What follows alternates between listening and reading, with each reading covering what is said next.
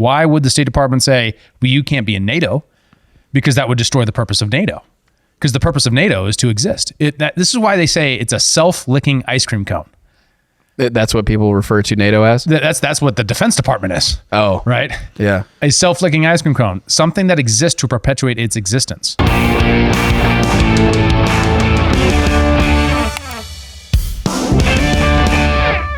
Hey everybody, welcome back to Human Reaction, your weekly source for independent commentary on cultural news and politics, where it's always our mission to arm you with the tools that you need to cut through media misdirection and resist the mono-narrative. I'm here with my co-hosts, David Rand and Kyle Mack. David, how are you? Doing pretty good. Especially feeling enlightened on Russian history, because we watched 10,000 years of Russian history, so you don't have to. And it was glorious. We're going to be reacting to Putin's interview with Tucker Carlson. We kind of set it up last week. Now we're going to be breaking down what actually happened in the interview and some of the reactions to the reactions, because that's the real story. Relatedly, the Senate had a big showdown this week on foreign aid package spending, as well as like an immigration bill. And it's very strange that those two things are all in one spending bill right now. But we're going to be talking about that. The Dark Brandon has returned, and that's really it. It's the return of Dark Brandon, but the vibe does not check because he was also found not to have the cognitive capacity to be president, and everyone knew that, but no one's surprised. But everyone is surprised. I don't know. And then lastly, NPR wants you wanking it. We're going to talk about that. Yeah, But before we get into that, like, comment, subscribe wherever you're listening to us, Spotify, YouTube, Rumble, wherever it might be. And we've passed 1,000 subscribers on TikTok. Woo! Might start doing some.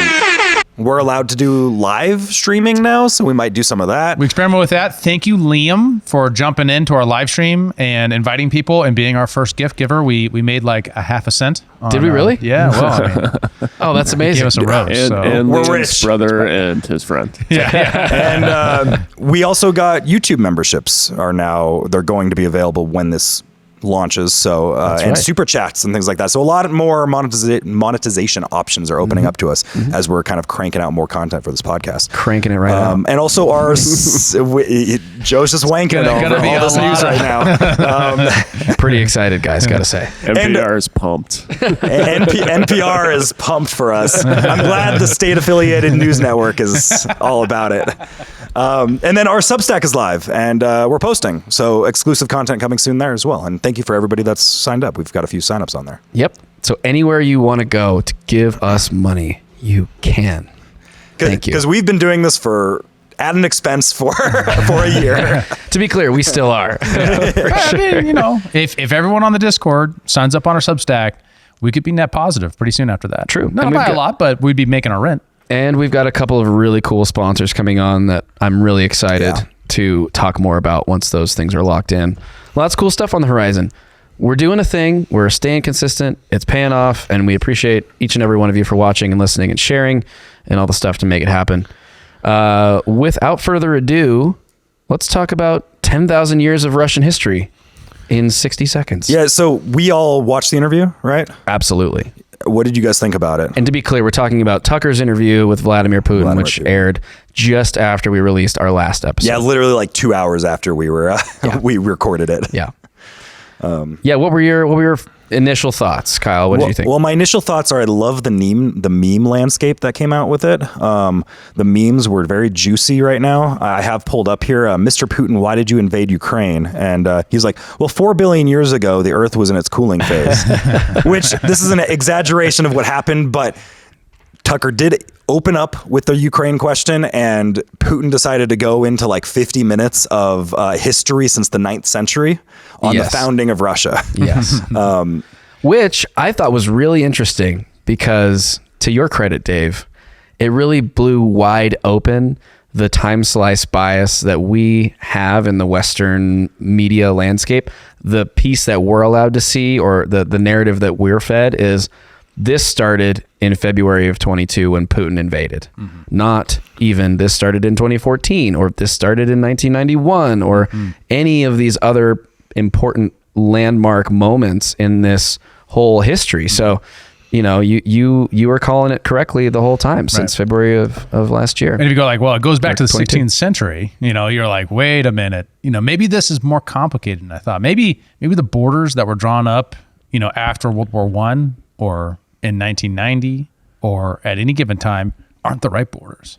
That is actually a more complicated story. And that kind of would undermine, if that was broadly understood, that would kind of undermine we can just go in, yeehaw cowboys and fix everything because there's a detailed and complex history back there. Yeah. Yeah. I was really interested by a lot of the conversation around when the USSR fell and Putin came into power and was interested in, reestablishing friendly relations with the West, that they pushed back on that. He asked Clinton to join NATO. Yeah. Right? Like, that's a big deal. Yeah. And but it always seemed like, and there was another instance, I think it was right after the USSR fell, and maybe it was with Reagan, I guess, at that point, where it was asked, like, can we be friendly? Can we start to develop some better relations here and trade and all those sort of peaceful things?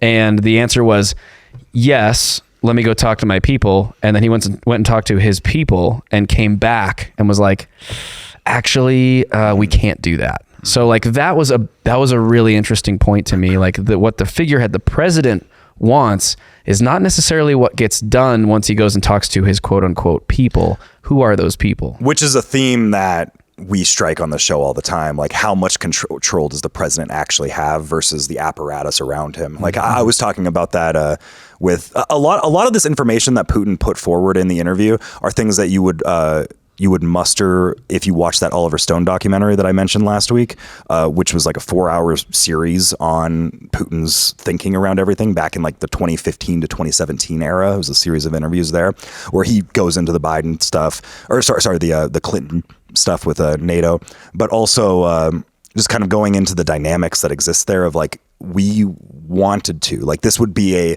revolutionary moment for history if we all came together and compromised, and we don't have to have this like weird tick for tack element that exists between the East and the West. We could all actually form together here, but it was the West that was like, nah, no, we're not doing it. And Clinton seemed to be interested in doing it. It was just the bureaucracy and the apparatus around him that wasn't, right? Right. It doesn't have to be that the Illuminati told Clinton no. It could have been his Secretary of State or his, defense secretary who said, that's a terrible idea, President. Don't you know that they really want to, we got reports saying that they actually are trying to position us so they can actually take advantage of us and stuff like that.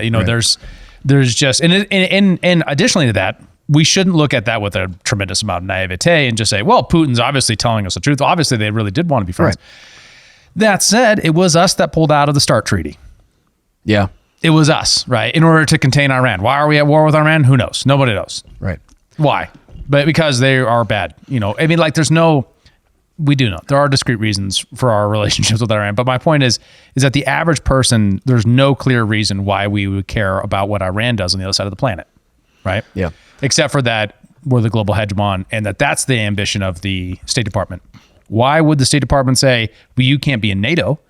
Because that would destroy the purpose of NATO. Because the purpose of NATO is to exist. This is why they say it's a self-licking ice cream cone. That's what people refer to NATO as? That's what the Defense Department is. Oh. Right? Yeah. A self-licking ice cream cone. Something that exists to perpetuate its existence. Sure. Like sociology majors. Like most social sciences, to be honest. Right? Sociology majors. You go to sociology school, you get a PhD in it, or you get a bachelor's and be like, there's no job in sociology, so I got to get a PhD. And then next thing you know, you're just teaching more sociology majors. Yeah. Yep. I mean, I want to touch on one thing you said, though, about let's not be naive and just trust that everything that Putin says is true. And I think that's very fair. Right. We need to be, cautious and objective, but also look at like facts and history and what we do know and what we don't know. But I think there's a component of that that's like, now the burden of disproof, if you will, is on Western leaders to say, no, he's lying about this. And then here's the receipts to prove that this didn't actually go down the way he said it did. Or analysts. My understanding is that this is the correct view of history. Like, this isn't a new thing. It's just a lot of people didn't realize that this was the case. Like the whole Russia wanting to join NATO thing. Sure. Well, we actually knew that Russia asked to join NATO. That was known. It just wasn't broadly publicized, right? And why we decided not to, also not well known or understood. this was all known beforehand. It just wasn't put on the platform of Tucker Carlson on scale, right? If you were watching Dave DeCamp or Scott Horton or any of those guys, you would know this stuff. Additionally, there's something strange going on here too. The way people responded to it wasn't, oh, here's how he's wrong, right? There was some think pieces on that, like, oh, he got this part wrong about his historical explanation, or actually this is when Ukrainian identity separated in this way.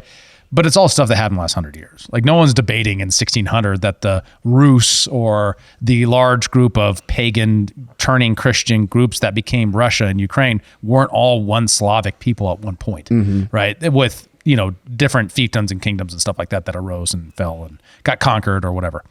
That complexity, I haven't seen really challenged. And none of the stuff post-World War, post-fall of Soviet Union have I seen substantially challenged by anybody. But what you get is, what was it? The Wall Street Journal editorial member, like one of the main guys on the editorial board, Tucker Carlson put out 2 hours of unchallenged Kremlin propaganda.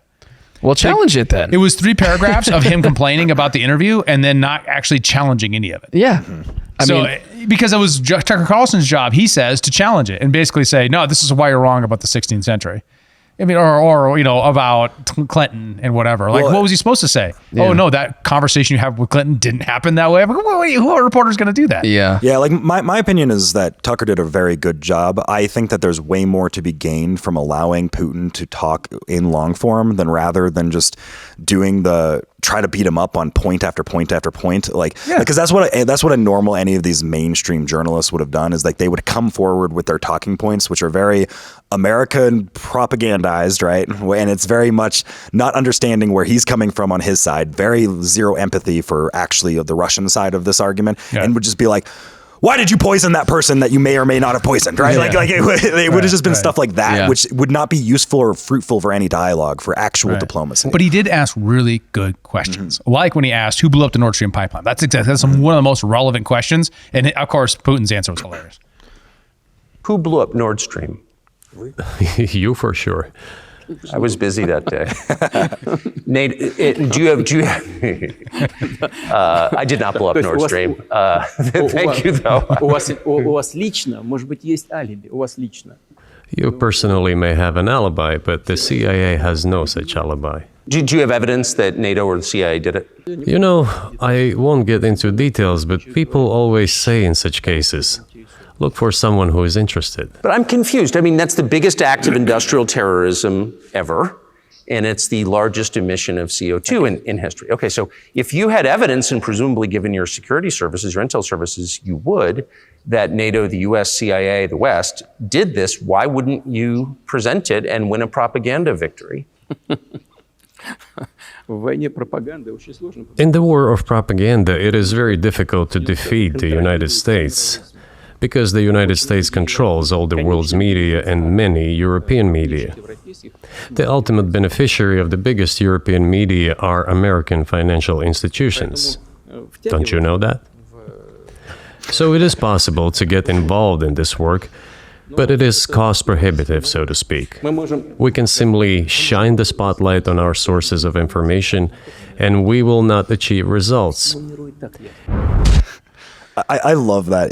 It's too costly to compete with American propaganda. Yeah, that is exactly what you would say if you didn't have the information, but you wanted to suggest that your narrative was true. Yeah. That's it. I find that to just be a hilarious response. The Tucker face when he's listening is so Tucker face. Like that.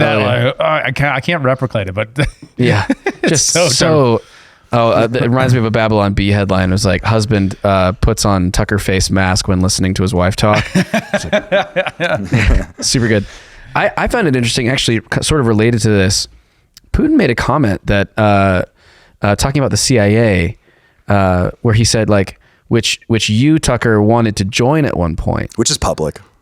Was he trying to become a CIA? I didn't know that. Yeah, that he was trying to become. Part of one of his podcast interviews, he mentioned that he tried out for the CIA after college or something like that. Well, and they didn't take him. Tucker's family is very Washington D.C. state bureaucracy, CIA type of stuff. Like that's where his background is growing up in those elite functions and things like that. So it's not that kind of surprising. He's just one of the few people that is kind of rebelling against it, right?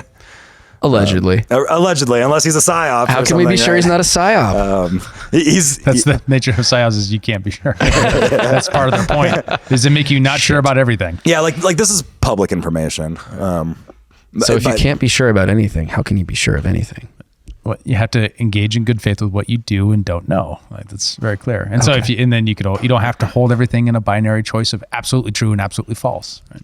Yeah, and so, some of that might be a little bit of a power play from Putin. It's just been like, we've done our research on you too, right?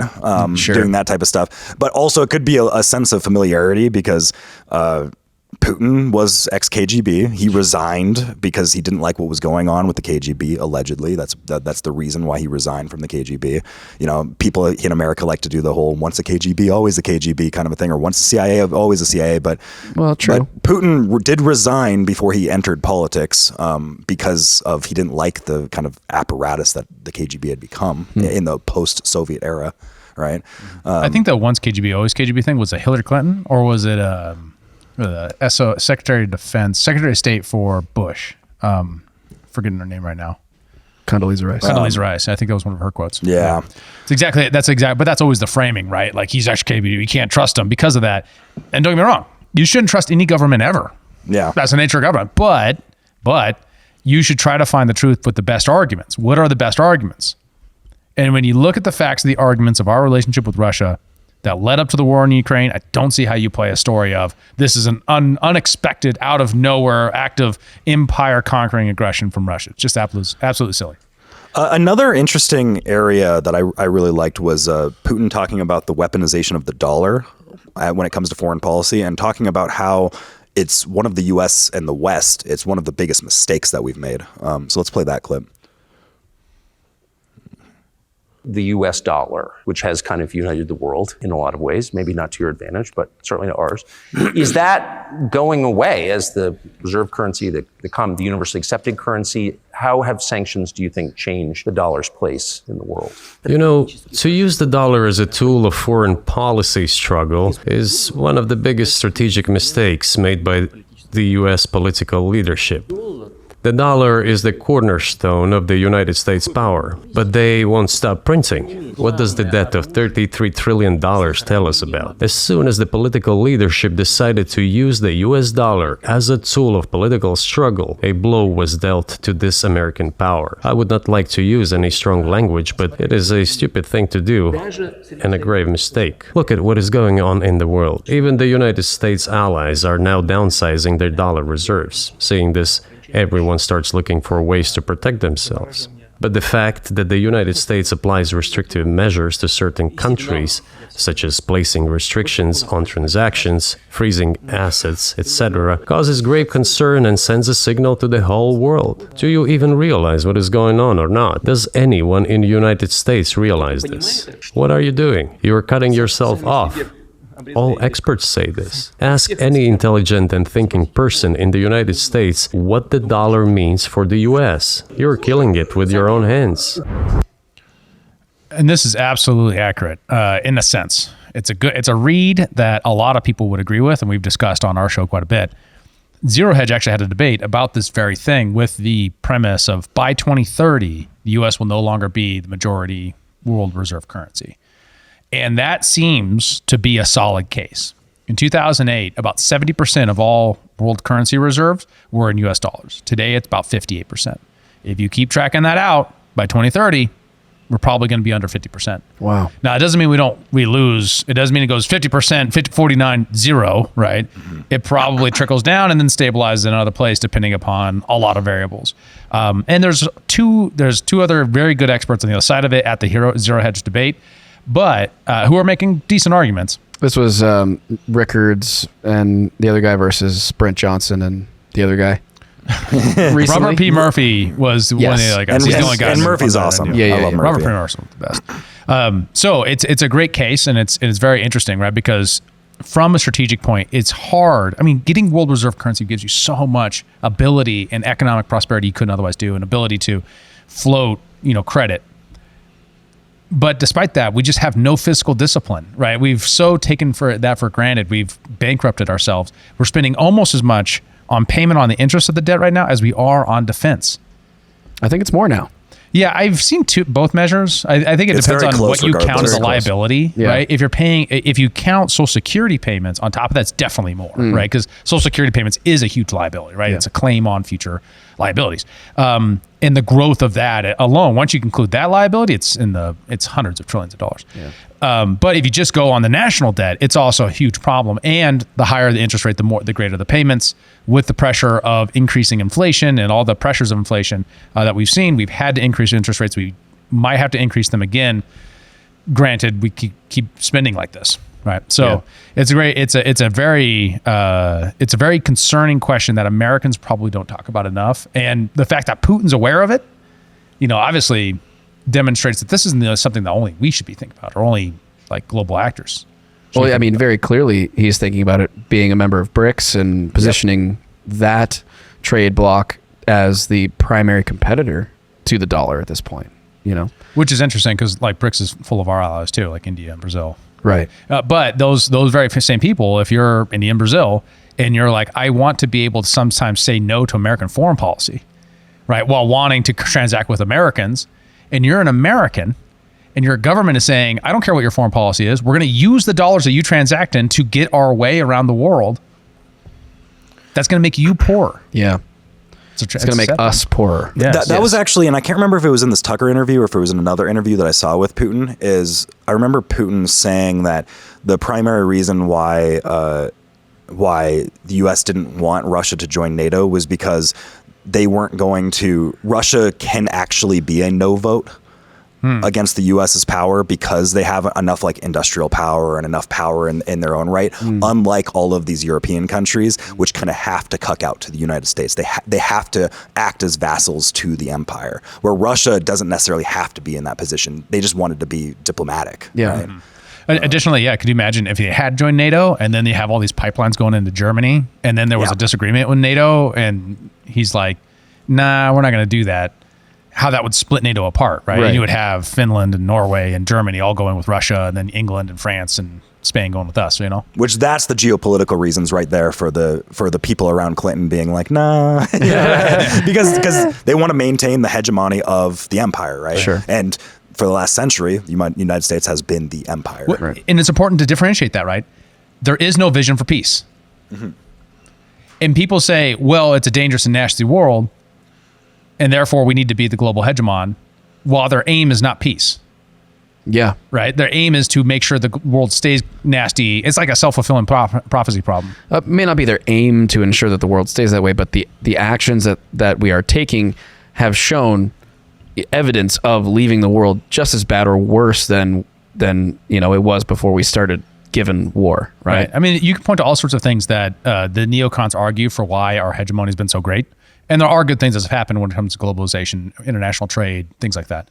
That said, there's also downsides. And one of those downsides has been a slaughter in South America and across the Middle East that have tremendous blowback going on till today. And we're paying those consequences today, and then we're just blaming other countries rather than blaming ourselves. So yeah, I mean, everything happens, but it all happens with a trade-off and a cost. Yeah. And one of those trade-offs and costs has been, we're now spending ourselves into oblivion, having fights on how much we should be spending to fight a proxy war with Ukraine against Russia because we couldn't let them into NATO and just encourage actual peace and dialogue and cooperation and international, what would you call it? Diplomacy. Yeah. Speaking of that, in this interview, Putin talks about the situation that happened at the peace talks in Istanbul, where Boris Johnson came over and basically at the 11th hour, when a deal was almost struck, said, no, we're not going to do this. And we reported on that when it had like when it got leaked. Yes. And everyone said, and the Israeli guy walked by like, oh, actually, that didn't really happen. I got misquoted and all that kind of stuff.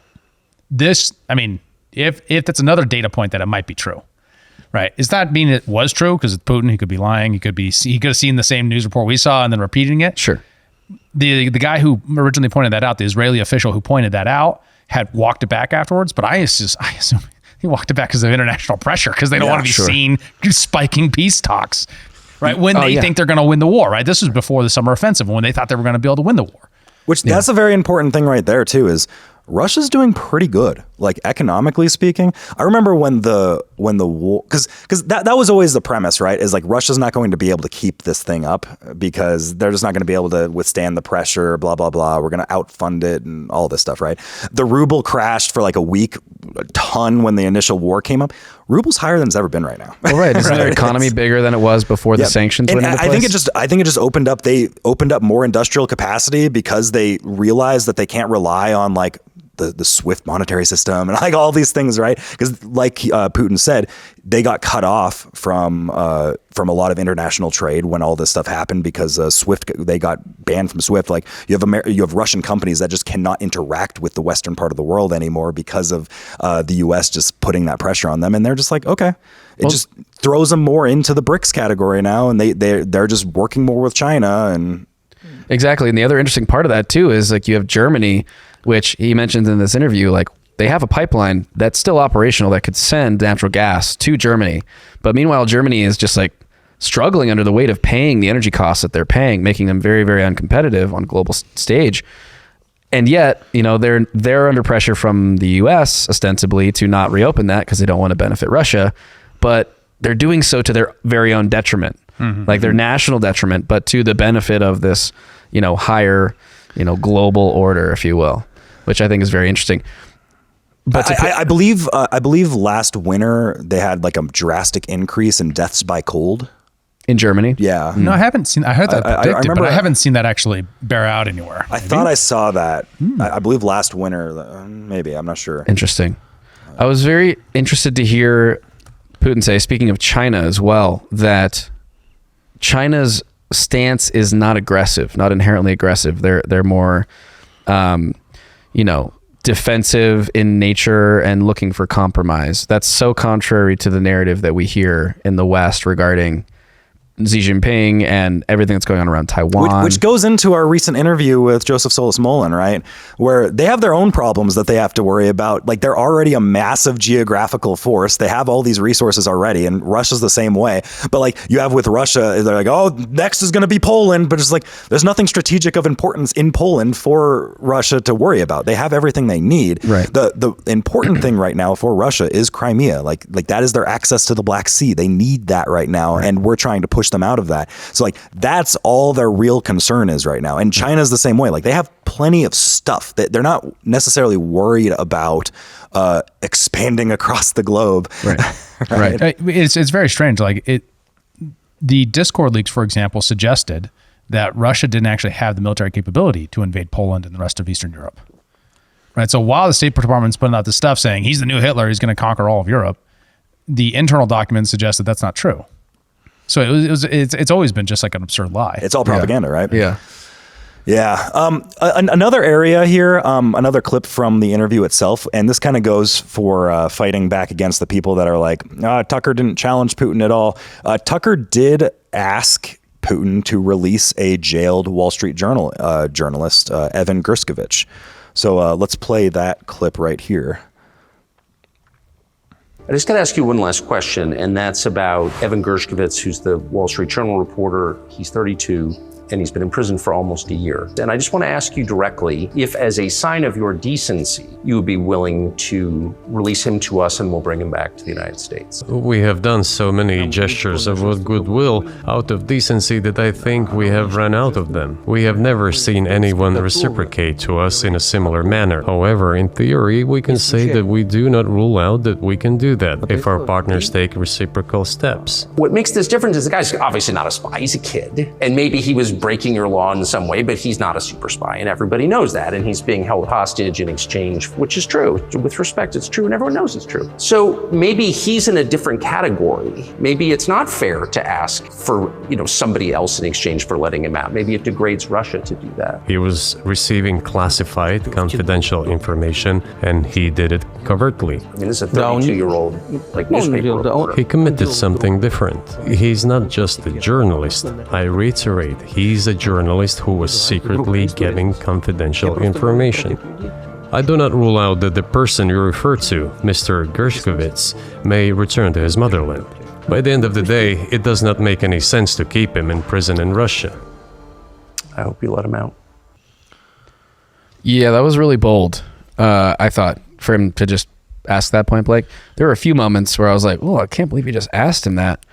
But that was certainly... And he pressed him on it, too. He didn't just ask it and just let the first question go. Like, he pushed back and like, no, this is a journalist. And Tucker was also kind of like, he's obviously not a secret, like a super spy or anything. He's using those types of That's it. things, right? If you were the CIA, wouldn't you make your spy a journalist? I mean, come on. Yeah. I don't know enough about the Evan Gerskovich story. That said, it also shows you that there's no press freedom in Russia. True. Because if that was a journalist in America, we could not incarcerate them, right? No, it was Julian Assange. But they're not well, but that's different. We just put things under the Espionage Act, right? Yeah. It's supposedly you wouldn't be able to do that. Like, in theory, you're not wrong. Yeah. The question is whether or not he's an actual journalist or not. And he doesn't actually write for a newspaper, but he does leak the stuff online. He's a publisher. Yeah. That's the question. Interesting. Yeah. And not an American, but neither was this person. So, like, how do you treat foreign journalists is another interesting question. And then we have ways of going around it. We have the FBI going to Twitter to block the New York Post, for instance. Right. That's what we do. We're sophisticated. We're sophisticated with our censorship. Is super sophisticated. I cannot find anything on German winter deaths. Ignore what I said then. I found something that might have been Twitter info. Fake news. Fake news. Yeah. We need that as a soundboard thing. Yeah, we do. If you are a small business owner looking for exponential growth, you have to connect with Adam Thuen at Intellectual Patriots. He will revolutionize your business game and help you get to the next level. Adam can streamline your business practices and advertising strategies to improve your bottom line. His expertise in data engineering means he can build you the systems you need to collect and analyze market data. His mission is to provide you with invaluable insights to fuel your success. From grant writing and business proposals to digital systems integrations, even AI management. Intellectual Patriots is a one-stop shop for cutting-edge solutions. Don't wait another second. Visit intelpatriots.com to learn more. That's INTEL patriots.com. You're absolutely right, Kyle. You know, I think Tucker Carlson said on one of his after kind of reactions to it was that, you know, all governments kill people and all leaders are terrible, you know, have to make terrible decisions. Yeah, he says that's why I would never want to be one. Yeah, right. And so that shouldn't justify it, and we should have more clarity about that. We should be able to say, no, the state is an apparatus of coercion and, you know, terribleness and propaganda, and they repress, you know, Julian Assange and, you know, people like that. Those are terrible things, and we should have an equal outrage to that as well as Putin. And anyone who has not covered, you know, is talking about the Wall Street Journal reporter, but not talking about Julian Assange, that's the real crime. Or Gonzalo Lira. You know, good point. Right? I mean, good point. It happens everywhere, clearly. At least Julian Assange is famous, right? And has attention. Gonzalo Lira, if it wasn't for, you know, a niche on the internet, had no idea. Yeah. But thanks to Elon Musk, he gives him a massive signal boost. Yeah. Because Elon would comment on the stuff after Gonzalo Lira said, I'm going to be trying to cross the Ukrainian border, and if you don't hear back from me, it's because I probably wound up in jail, which he did wind up in jail, and then he ended up getting killed. And Elon signal boosted that. Yeah, a work camp, like not just a jail, which is interesting because slave camps. Because that was actually a massive undertone of this interview with Putin. Was talking about he was really gung ho about talking about the Nazi problem in Eastern Europe. And the denazification of it. That's something that we didn't really put in our notes here, but that was something that was a major propaganda, factor. right? Denazification, because that's not really their goal, right? Their goal is de-NATOification, right? But it's good marketing. It is good marketing. Just like any government is trying to do marketing. Right. And it's definitely known that there are Ukrainian Nazis, and there is a problem with that. If you look at the New York Times and their coverage of it, they have coverage saying how it's such a big problem that so many of the people in Ukraine that are supposedly good guys are Nazis. That does indicate that there are Nazis, right, in this situation. It's just absolutely absurd that we have to even debate that at this point. Yeah. What I want to move on to is actually where I think a lot of there's valuable information and wisdom on this was Tucker, after the Putin interview, did a kind of an interview in front of the summit in Dubai. And he was asked a lot of very interesting questions in the summit, but he was and this kind of goes into what we were just talking about with jailing of journalists and kind of stifling information right here is he starts with the interview talking about why he interviewed Putin now and how he's been trying to do this for 3 years. So let's jump into that. I'll start in reverse order. Why now? Well, I've been trying for 3 years to do this interview. The US government prevented me from doing it by spying on my text messages and leaking them to the New York Times. And that spooked the Russian government into canceling the interview. So I've been trying to do this, but my country's intel services were working against me illegally, and that enraged me because I'm an American citizen. I'm 54, I pay my taxes, I obey the law. And there was no expectation in the America that I grew up in that my government and its intel services, NSA and CIA, which were always outwardly focused on our foreign enemies, would be turned inward against American citizens. And I'm shocked by that, and I'm infuriated by that. And so once I discovered that that was happening, and I confirmed it was happening, and they admitted that they did it, then I was totally determined, monomaniacally dedicated to doing this interview, not simply because I want to know what Vladimir Putin is like and what he thinks about a war that is resetting the world and really gravely damaging my country's economy, but also because they told me I couldn't on the basis of illegitimate means and for no really clearly stated justification. And I thought that can't stand. I want to live in a free country. I was born in one. And I'm going to do whatever small thing I can do to maintain, this society that I love. There are those tiny hands for you, Bennett. Dude, it is because he's bigger, but it's really distracting. For the audience, Bennett was commenting on how small this guy's hands are. He was really concerned about, what's wrong with this guy's hands?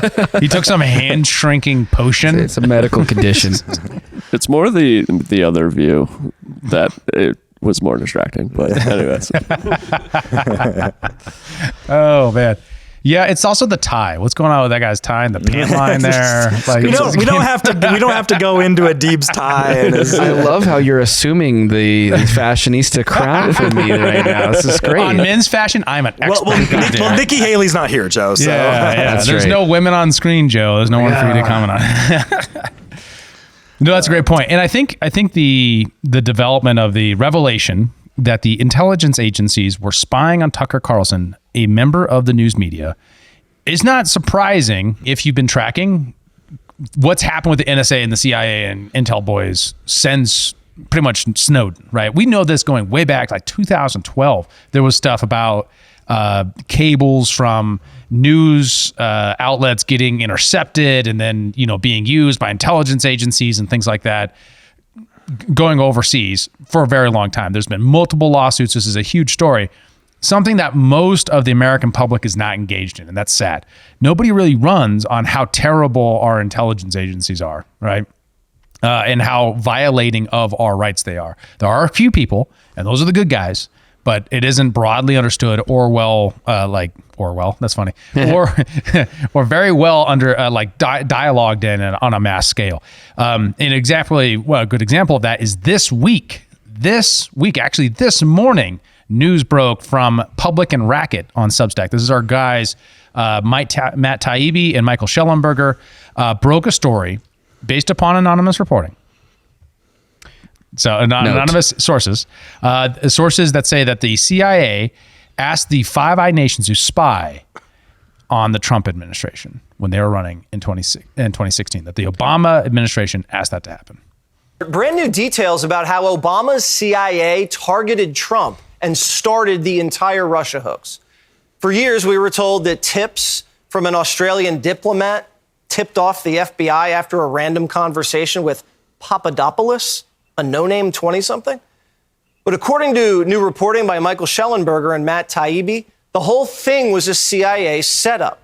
Former CIA Director John Brennan identified 26 Trump associates to be targeted by the Five Eyes Intelligence Alliance, and then those interactions were the targets and were targeted by the FBI as suspicious.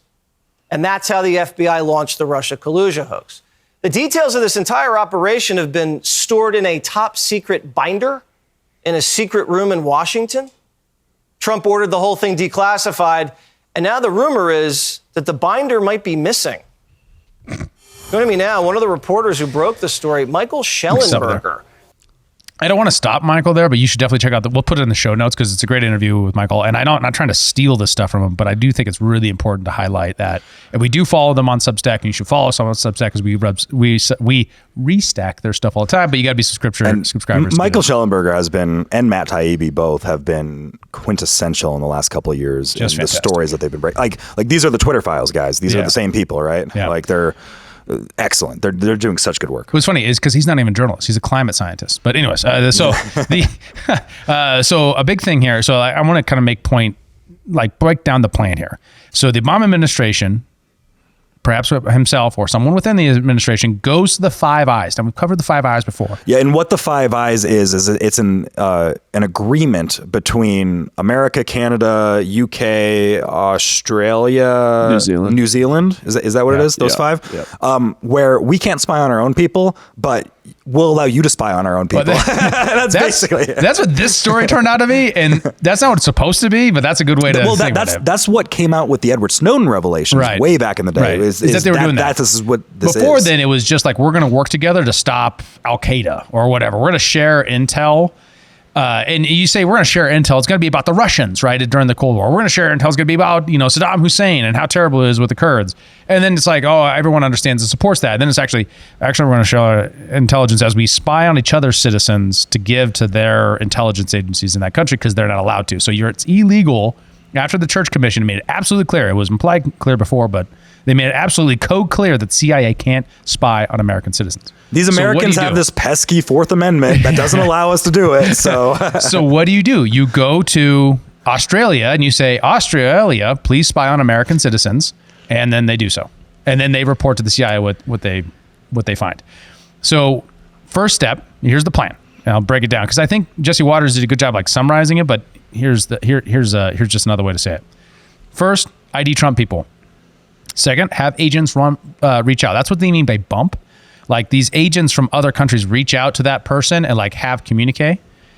Monitor the reaction with the other country, right? Whether it was Britain or New Zealand or whatever. And then kind of regardless if it's appropriate response or not, if it's like, hey, don't email me or whatever, there's been an interaction with the foreign agent. So then you report it to the FBI as potential Russian collusion. That's the argument of something here. If I understand the Taibbi article right.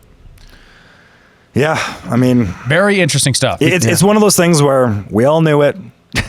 We've all talked about it in the past, and we just got more data points that suggest it, right? Right. So what's the significance here? I mean, is anything going to change as a result of this coming out? Well, I mean, you do have Section 702 FISA court reform is a thing that's debated every single year. And the more we build the story, the more we can establish the narrative amongst the population imagination of the American people that there's a problem in the intelligence agencies that needs to be addressed. Reform needs to be the better we do. Yeah. Right. Vivek went from nobody to being 8% in Iowa. 8% in Iowa has a massive podcast following. Yeah, by saying we need to reform the intelligence agencies and having a realistic and engaged view there, as one of the differentiating factors between him and all the other candidates, right? So if you can get popular, if you can make money talking about it, we can get real reform. Yeah. Right? It can't happen. It's happened before, right? It was less regulated. It was even less regulated before the Church Commission, right? 1950s and 60s, you got the CIA running around doing MK Ultra experiments on people, right? They might still be doing that. Who knows? But I'm just saying. No, they cut the programs, Dave. They cut the programs. That's why she's in a bathtub in diamonds, It's diamond programming. That's different. It's just the highest tier. Okay, so anyways. I don't know. You're going to get us censored on YouTube with that sort of talk. Hey, we're monetized now. We now have to obey all the rules. Oh. Okay. We got to run our Pfizer ad now. Run the Pfizer ad. And here's Travis Kelce. No, it's just Bennett with a Band-Aid on his arm. Bennett got a haircut. Oh, he making fun of him for looking like Travis. Catch Bennett on our TikTok lives where he was on with me, and you guys could all see what Bennett looks like. That's why you got to get on TikTok. Yeah, get on TikTok. Give China all your data. Just to see what Bennett looks like. That's the sales pitch for that. All right. Anything else on that exciting. The Russia thing? It's one of those things where I think it helps emphasize the point that Tucker was making of just how deeply corrupt all of these intelligence agencies are. So like they were trying to stop him for 3 years from doing this interview. We have them doing everything with the Twitter files. We have them spying on the Trump administration. And remember, before Trump got into office, he's like, the Obama administration was spying on me, and everybody's like, that wacky conspiracy theory, like, and it's like, no, they were doing that. Right. Right. I think if anything comes of this, it should be just to reiterate one more time that it is time to stop looking at other countries like Russia or wherever that might not be allies of the West as these propagandist nations that all they do is lie and they're evil, etc., without turning the same eye to your own government and your own, clandestine intelligence services and applying the same scrutiny. There was another clip from Tucker at the World Government Summit in Dubai where he was talking about how going to Moscow kind of radicalized him on realizing how degraded American kind of culture and our cities have become versus a lot of these other cities that are becoming more prosperous overseas, particularly not in Europe, but like places like Russia and like Dubai and things like that. I think that this would spark a interesting conversation between all of us. So let's go into Tucker again here. What was radicalizing, very shocking and very disturbing for me was the city of Moscow, where I'd never been, the biggest city in Europe, 13 million people. And it is so much nicer than any city in my country. I had no idea. My father spent a lot of time there in the 80s when he worked for the US government and barely had electricity. And now it is so much cleaner and safer and prettier aesthetically.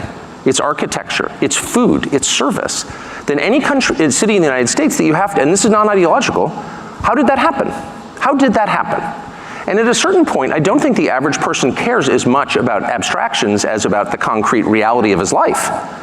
And if you can't use your subway, for example, as many people are afraid to in New York City because it's too dangerous, you have to sort of wonder, like, isn't that the ultimate measure of leadership?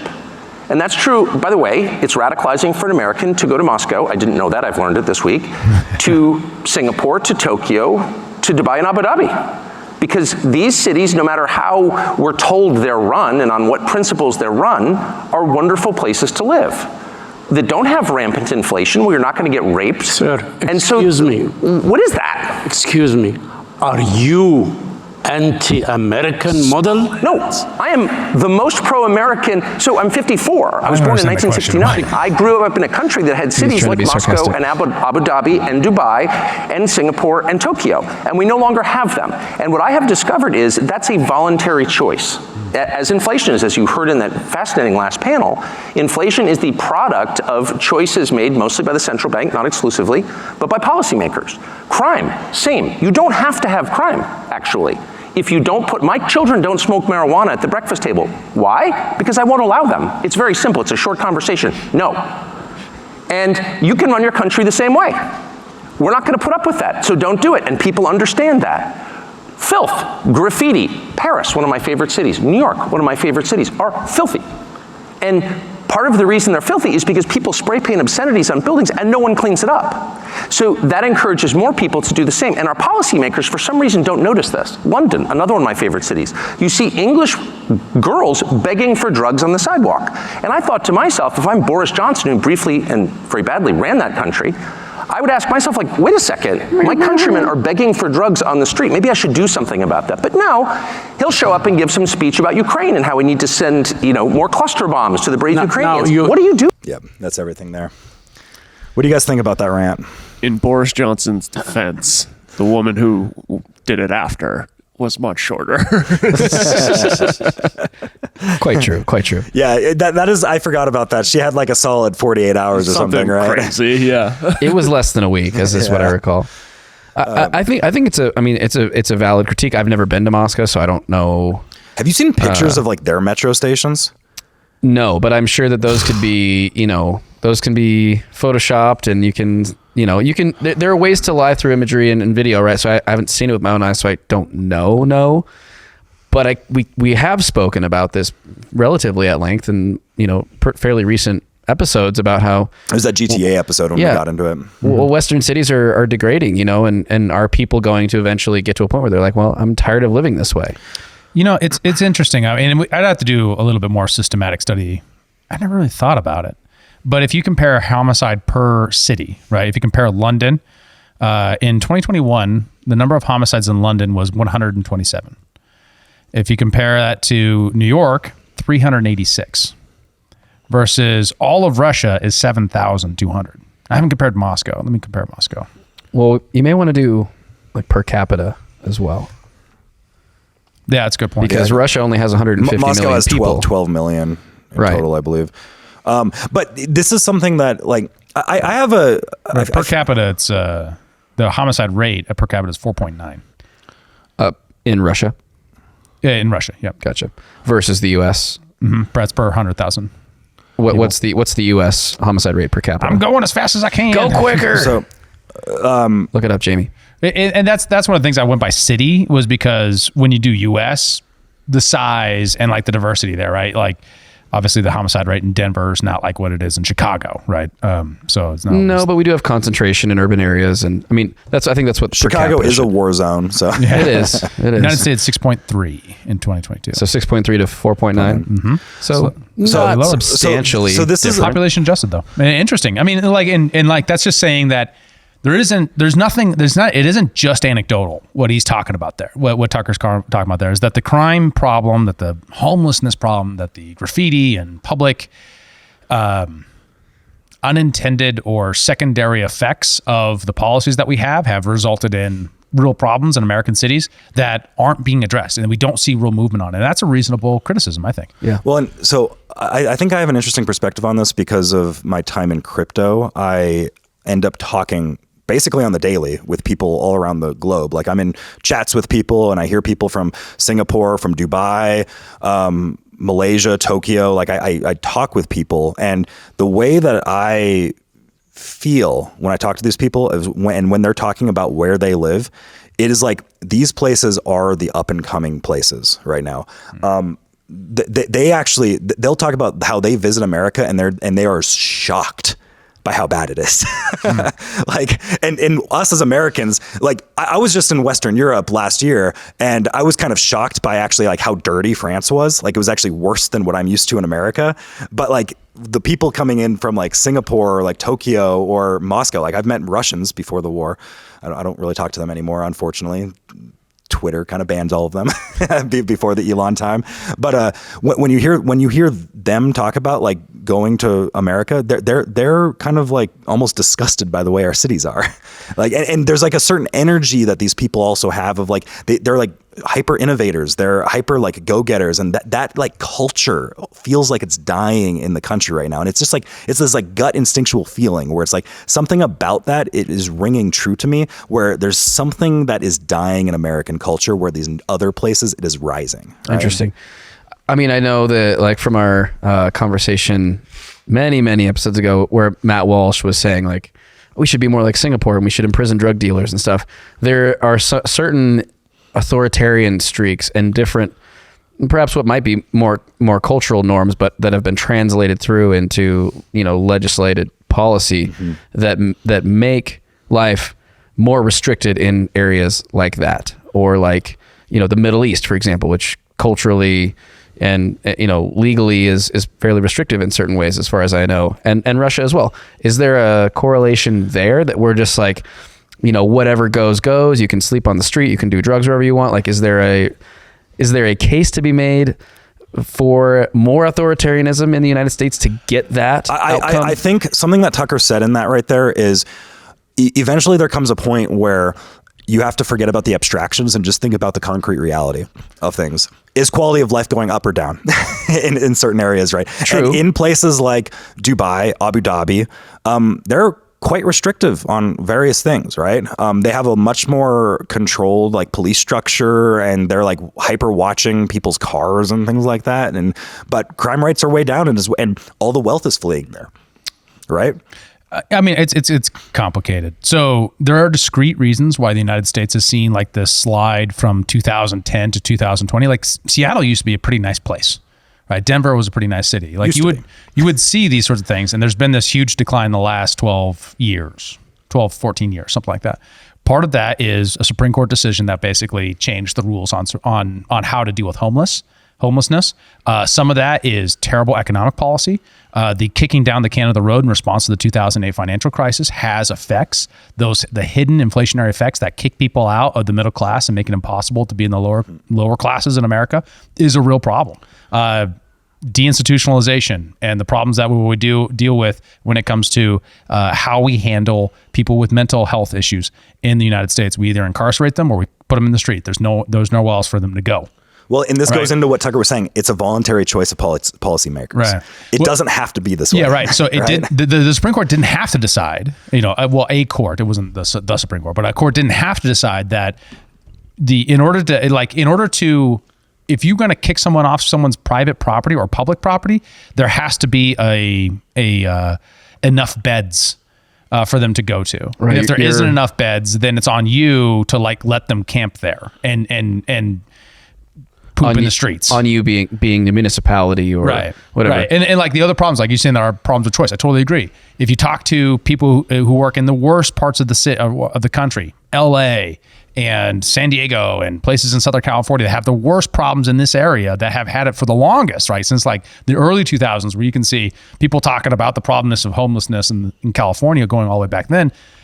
It's because it's an entire industry. Michael Schellenberger has his book San Francisco that details a lot of this and pulls a lot of these problems apart. It's not straightforward. It isn't just we just don't want to fall into the trap of saying, well, if we just arrested them all, that would solve the problem. That doesn't actually. I have a friend in San Diego that just told me yesterday someone got stabbed outside of his office. Yesterday.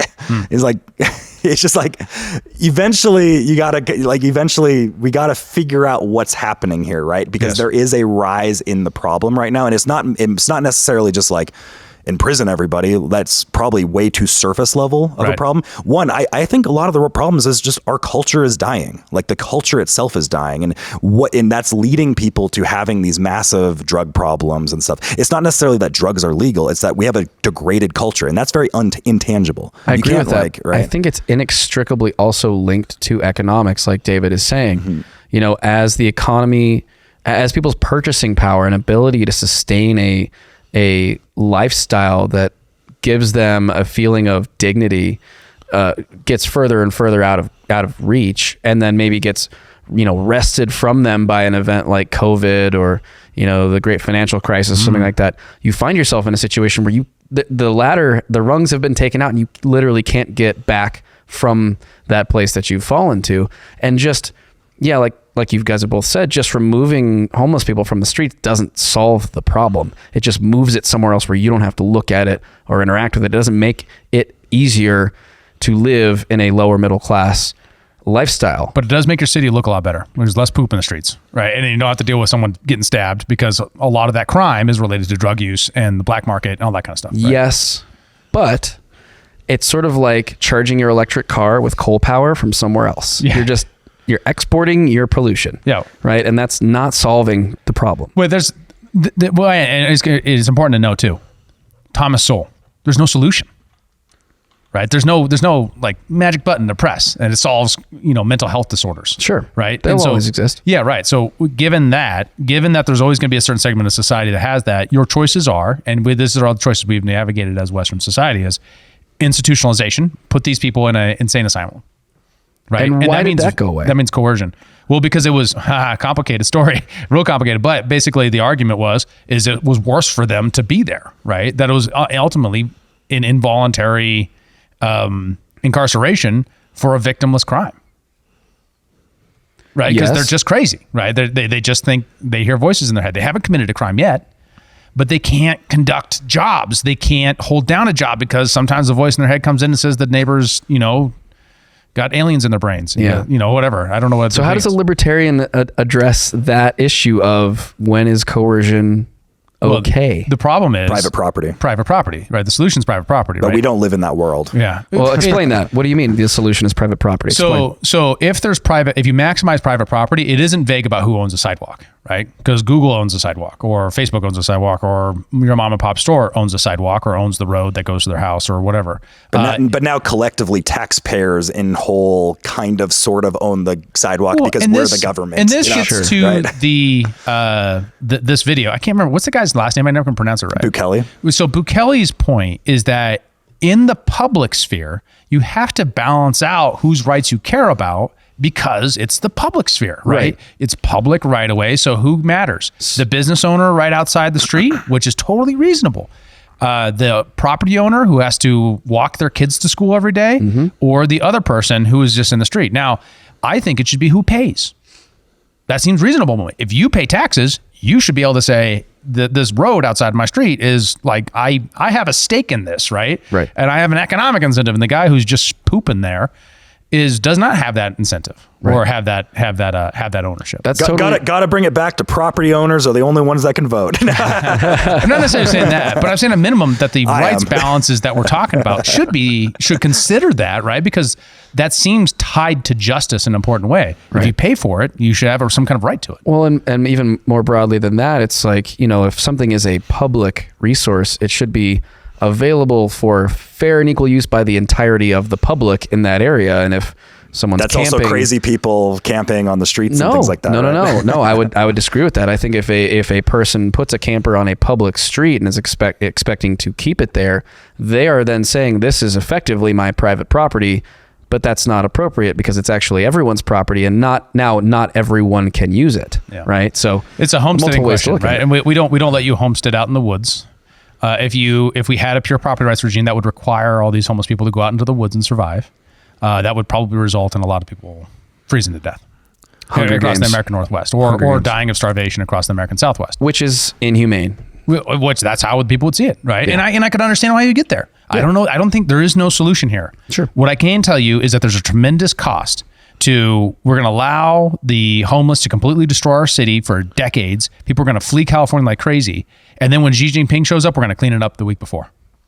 That shows you what the priority is. Yeah. It isn't you. And that's why El Salvador has the president they do. And that's why he can get away with the rhetoric that he's getting away with. And people are like, yeah, I get it. This episode is brought to you by our friends at Zesty Beverages. They're on a mission to the standard American diet by crafting drinks with fewer calories and more nutrients from real food. Their lineup of delicious offerings now includes Electric Peak Yerba Mate, postbiotic sodas, keto-friendly, ready-to-drink margaritas, and hard teas. Wondering what a postbiotic soda is? Well, head on over to zestybev.com to learn more and find a retailer near you. Once again, check them out online at zestybev.com. That's zestybev.com. Yeah, so let's play this video from Nayib Bukele. So Bukele, for those that don't know, he just won re-election in El Salvador. He's the Bitcoin president. He's the guy that was talking about like Bitcoin volcano mining and stuff like that. But he's been criticized through his first term for his crackdown on crime and the gangs in El Salvador, because El Salvador went from being one of the least safe kind of geographical jurisdictions in all of North and South America, Central America, to being the safest in a 4-year period, and him winning very handedly in his re-election. Something to also consider is he won as a third party on his first election. Like, massive political shifts in this country. And the IMF doesn't like him. And the international order doesn't like him because he's very critical of how America's handling their situations right now. Well, he made a BTC, Bitcoin, legal tender in the country. Yeah. So I'll translate what he's saying here, but he's talking very kind of Malay-like, like very popular to a large crowd of people out after his re-election here. So he's saying, we have gone from being literally, and this is no exaggeration, it's not hyperbole, we have gone from being literally the most dangerous country in the world to being the safest country in the entire Western Hemisphere. Big crowd of people. Like their horns, man. Massive crowd. The safest country in the American continent. And what did they tell us? You're violating human rights, in quotes. Whose human rights? The rights of the honest people? No. Perhaps we have prioritized the rights of the honest people over the criminals' rights. That is all we have done, and that's what you say is a human rights violation? I ask these organizations, I ask the governments of the foreign nations, I ask these journalists, why do you want them to kill us? Why do you want to see Salvadoran blood spilled? Why aren't you happy to see that blood doesn't run in our country as it did before? Why? ¿Por qué? Why should we die? Why should our children die so that you can be happy and that we are respecting your false democracy, which you don't even respect in your own country? Savage. Harsh. Wonder who he's talking about. Yeah, I wonder who he's talking about. Yeah. Okay, so what are your thoughts here, Kyle, between what he's done to create safety, perhaps, is it at the expense of liberty? For some, for all? There was no liberty before because everything was run by gangs before. And now he's cleaned up the gangs. Gangs that were propped up by American foreign policy and intelligence operations, right? And now he's cleaned up those gangs and people are actually being able to live somewhat prosperously, way more than they did before. So like this is one of the problems I have with, because I see a lot of people in like the libertarian Cato reason sphere criticizing Bukele all the time. And there's like, oh, well, he's just like violating human rights, which is exactly what he's talking about right there. And it's just like, I don't know, man. El Salvador was really bad before and now it's not, right? So what did I think what ended up happening is way better than it was before. Yeah, so like just get you a sense of the statistics. And obviously the statistics don't capture the experience, right? And there's problems with reporting and all that kind of stuff. There's details there, right? So there's a difference between lived experience and the statistics, but the statistics don't lie, right? Per 100,000 people in El Salvador in 2015, 106 was the crime rate, right? 106 crimes per 100,000? Estimates of unlawful homicides purportedly inflicted on the result of domestic disputes, interpersonal violence, conflicts over land resources, blah, blah, blah. So didn't we just say America's was 6? 106. No, but didn't we just say America's was 6? America was 6. Putin's was 4. That's per capita. Are we still talking per capita? Yes. Okay. Per capita. 106. 106 per 100,000 people. Versus America, which was 6.9. Yes. Right? And then by now it's gone down to 18. Wow. So even as he's talking now, it's not nearly as safe as America is, or Russia, or Poland, or Germany, or whatever. 4-year period. But that's still a huge decline. Well, he just said it was the safest on the continent. Safest in the Western Hemisphere. Yeah, I'm not sure what he means. I think he means in like South America. I think is what he meant. And he might be larger crime. Oh, no, he did say Western Hemisphere. He could be including things like robbery or something like that. He said crime, and I'm not sure if this is just homicides. Yeah, this is just that's hyperbole probably. Right, but I mean, regardless, there's a massive decline, and like this isn't. They've been higher. In 1995, the rate was 138 per 100,000. That's huge. That's like high as like Turkey is right now with all the problems going on with. And those problems were propped up by the Reagan administration back in the 80s. Yeah, like the leadership that came in was installed by the Reagan administration in El Salvador. Yeah, and that's who he beat out as a third party candidate. Yeah. On his first election, a candidate that had never had a president before. Right. So, a party that had never had a president before. Yeah. Wow. So if you have a situation where the gangs can so easily kill witnesses that if you look at I'll post a Washington Post article by, it's really good, by Megan McArdle from the Libertarian Party, basically saying that as much as 80% of Angela McArdle. Should be it's Angela. I think you were mixing up Megan McCain. No, this is a different person. This is Megan McArdle. Oh, okay. Maybe they're related. Sister? But as much as 80% of the territory of El Salvador was controlled by gangs at one point. Wow. Yeah, so it's not.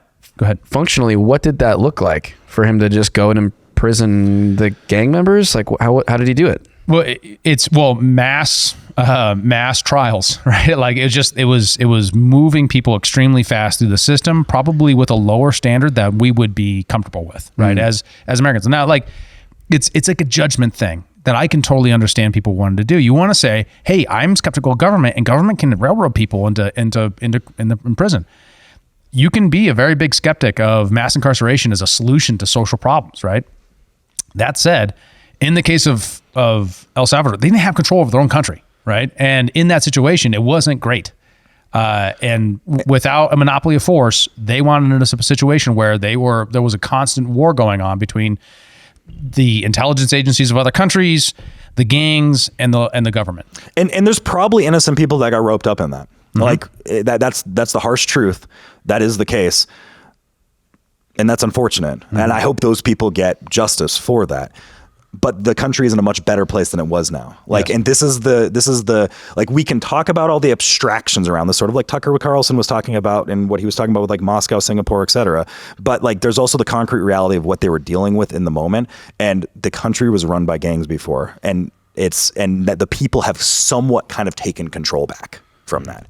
And the reason why it was like that is largely due to U.S. foreign policy. Like that's it's sort of like the migrant crisis and everything, right? Like, well, and I guess there's a lot of problems that come because of that. And a lot of people have to make very harsh decisions. And it's the unfortunate reality of how the world works, right?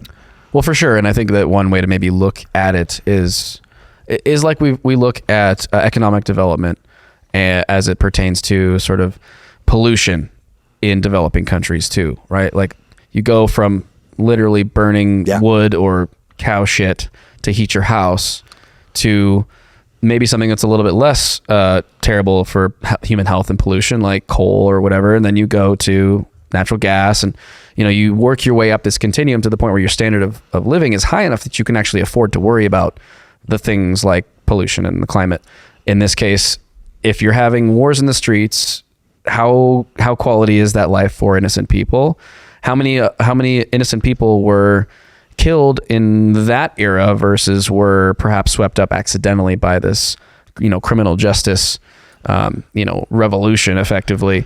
And then, hopefully you would see that there would be recourse for going back and maybe retrying some people that got swept up in that in the wrong way going forward, such that they were able to triage the situation, but not just then, lock the door and throw away the key. I think triage is the right way to think about it, right? Yeah. It's like there's a snowball effect. The more crime that's happening, the easier it is to commit crime because your system is gummed up by the criminal system, right? If there's so much crime going on, the next crime has a marginally less cost because you're less likely to get caught because there's so much corruption, so many problems in the system. So question for you guys. Would you support similar measures in the United States regarding our drug problem and the homeless crisis? I don't think we're at 106, murders per 100,000, right? Where we have that sort of level of problems. I don't think. I think there's multiple ways to look at that problem. It has to be contextualized to the country you're looking at it in. Also, to be clear, I wouldn't necessarily be referring explicitly to like incarcerating people who are living on the streets who have drug problems, but like a similar top-down institutional problem solving for a problem that is not where El Salvador was, but is certainly as bad as we've seen it in the United States in my lifetime. Well, and I got critique in the Discord from some folks on what I said about the cops, on how we should be like libertarians and conservatives should actively be like funding fraternal orders for the police so that they can actually do their jobs. And you try to sway them to your side by subverting the police culture instead of cucking out to the progressive technocrats, right? Like that was my take. And I still hold true to that take. Is right now cops are very handcuffed. They can't actually act on real crime. Like they can and they do, but like not to the effect that they should be. Like cops should be cleaning up the streets in these cities right now. Like I think that would do the public good. It's not the system that I wish we had right now, but it's the system we got, and we should work within that system right now until we can change the system, right? Which is exactly, every libertarian's hero, Rothbard. It's exactly what Rothbard said. I'm not changing. You guys are the ones ignoring your hero. I'm the one saying that's what it is, right? Well, and it's like enforcing a property rights regime and doing that doesn't necessarily mean incarcerating anybody, but it also means you would have to do things like we're going to allow you to build. So if you want to build a tiny home village so that you can better service these people, you actually can. Right, that there's so many gummed up in the system. So if you're saying, yeah, we're going to elect a libertarian dictator who's going to do all the right things and none of the wrong things, like, yeah, sure, okay, fine, I'm on board. We're going to literally take Ron Paul and make him dictator of the world, and I'll trust Ron Paul. There's not a lot of people I'd trust to do that, right? Yeah. That said, if you say to do that, like, would you prefer that? I was like, yeah, I mean, theoretically, most people aren't that person. Will this guy go on to be a dictator? I don't know. Maybe not. The West is already calling him a dictator. Yeah, right. The propaganda is already putting him in that light. They're staging fake protests outside. Like we can, dude. I saw fake protests for this guy. They had back when all the Bitcoin stuff was going on. There was somebody that filmed the protest from a distance, like out of a window, out of like an apartment building, and I saw the image of what the IMF goons were trying to paint, and it looked like this massive protest, like down with Bukele, he's a dictator, all this stuff. And then you see from a distance, there's like 7 people. It's like totally staged. Right. Totally staged, which is not new. I've never seen that. That never happens. Yeah. So you're saying that if there were to be a more authoritarian move, just saying, hey, we're gonna do this, yes, coercion is going to be used to remove people from the streets into something that societally we've decided is a better standard of living for them and for everyone, that there would then have to be a regulatory unburdening, in a sense, to allow for there to be market solutions to how and where those people are going to be served. Right? You could stop just doing housing first, for example, for federal matching funds, right? That would be a simple one, right? Right now, there's only one method that the feds with their charity dollars are willing to fund. Millions and billions of dollars are moving around for these people to help them, but only one way in certain kind of organizations can get that slush money, right? And there's terrible incentives for them. Privatizing those and putting them in a situation where they actually have to raise money by showing results is a great point. So there's so many different ways that you could break apart that thing. You don't want to go into it because we have a different history and a different culture and a different people than El Salvador. You wouldn't want to just like import that. But I do think that there are lots of things that you could go after and attack that wouldn't be popular, right? That would be very, consequential, like privatizing the charity in this way.